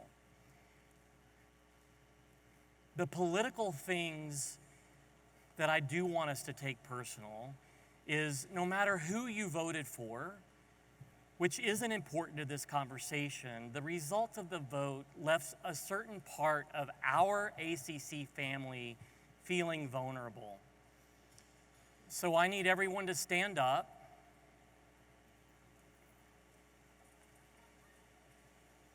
And on your way out the door, I want you, whether it is a fist bump, a pat on the back, if appropriate and received and welcomed, a hug.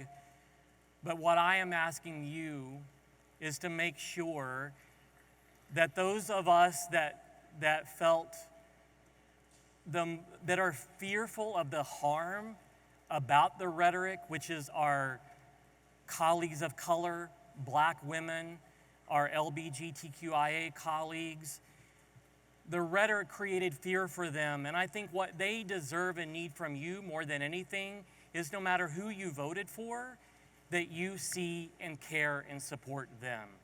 So as we leave today with Ashley on our shoulder, with the male students that are in our community but not in our college, and with the colleagues that are feeling particularly vulnerable in this moment in our country and our society, take those people with you, give each other love and support on your way out the door. Have a great long weekend. Thank you for being a part of today.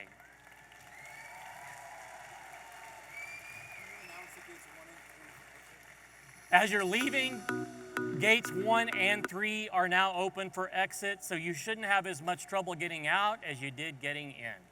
Thank you all so much.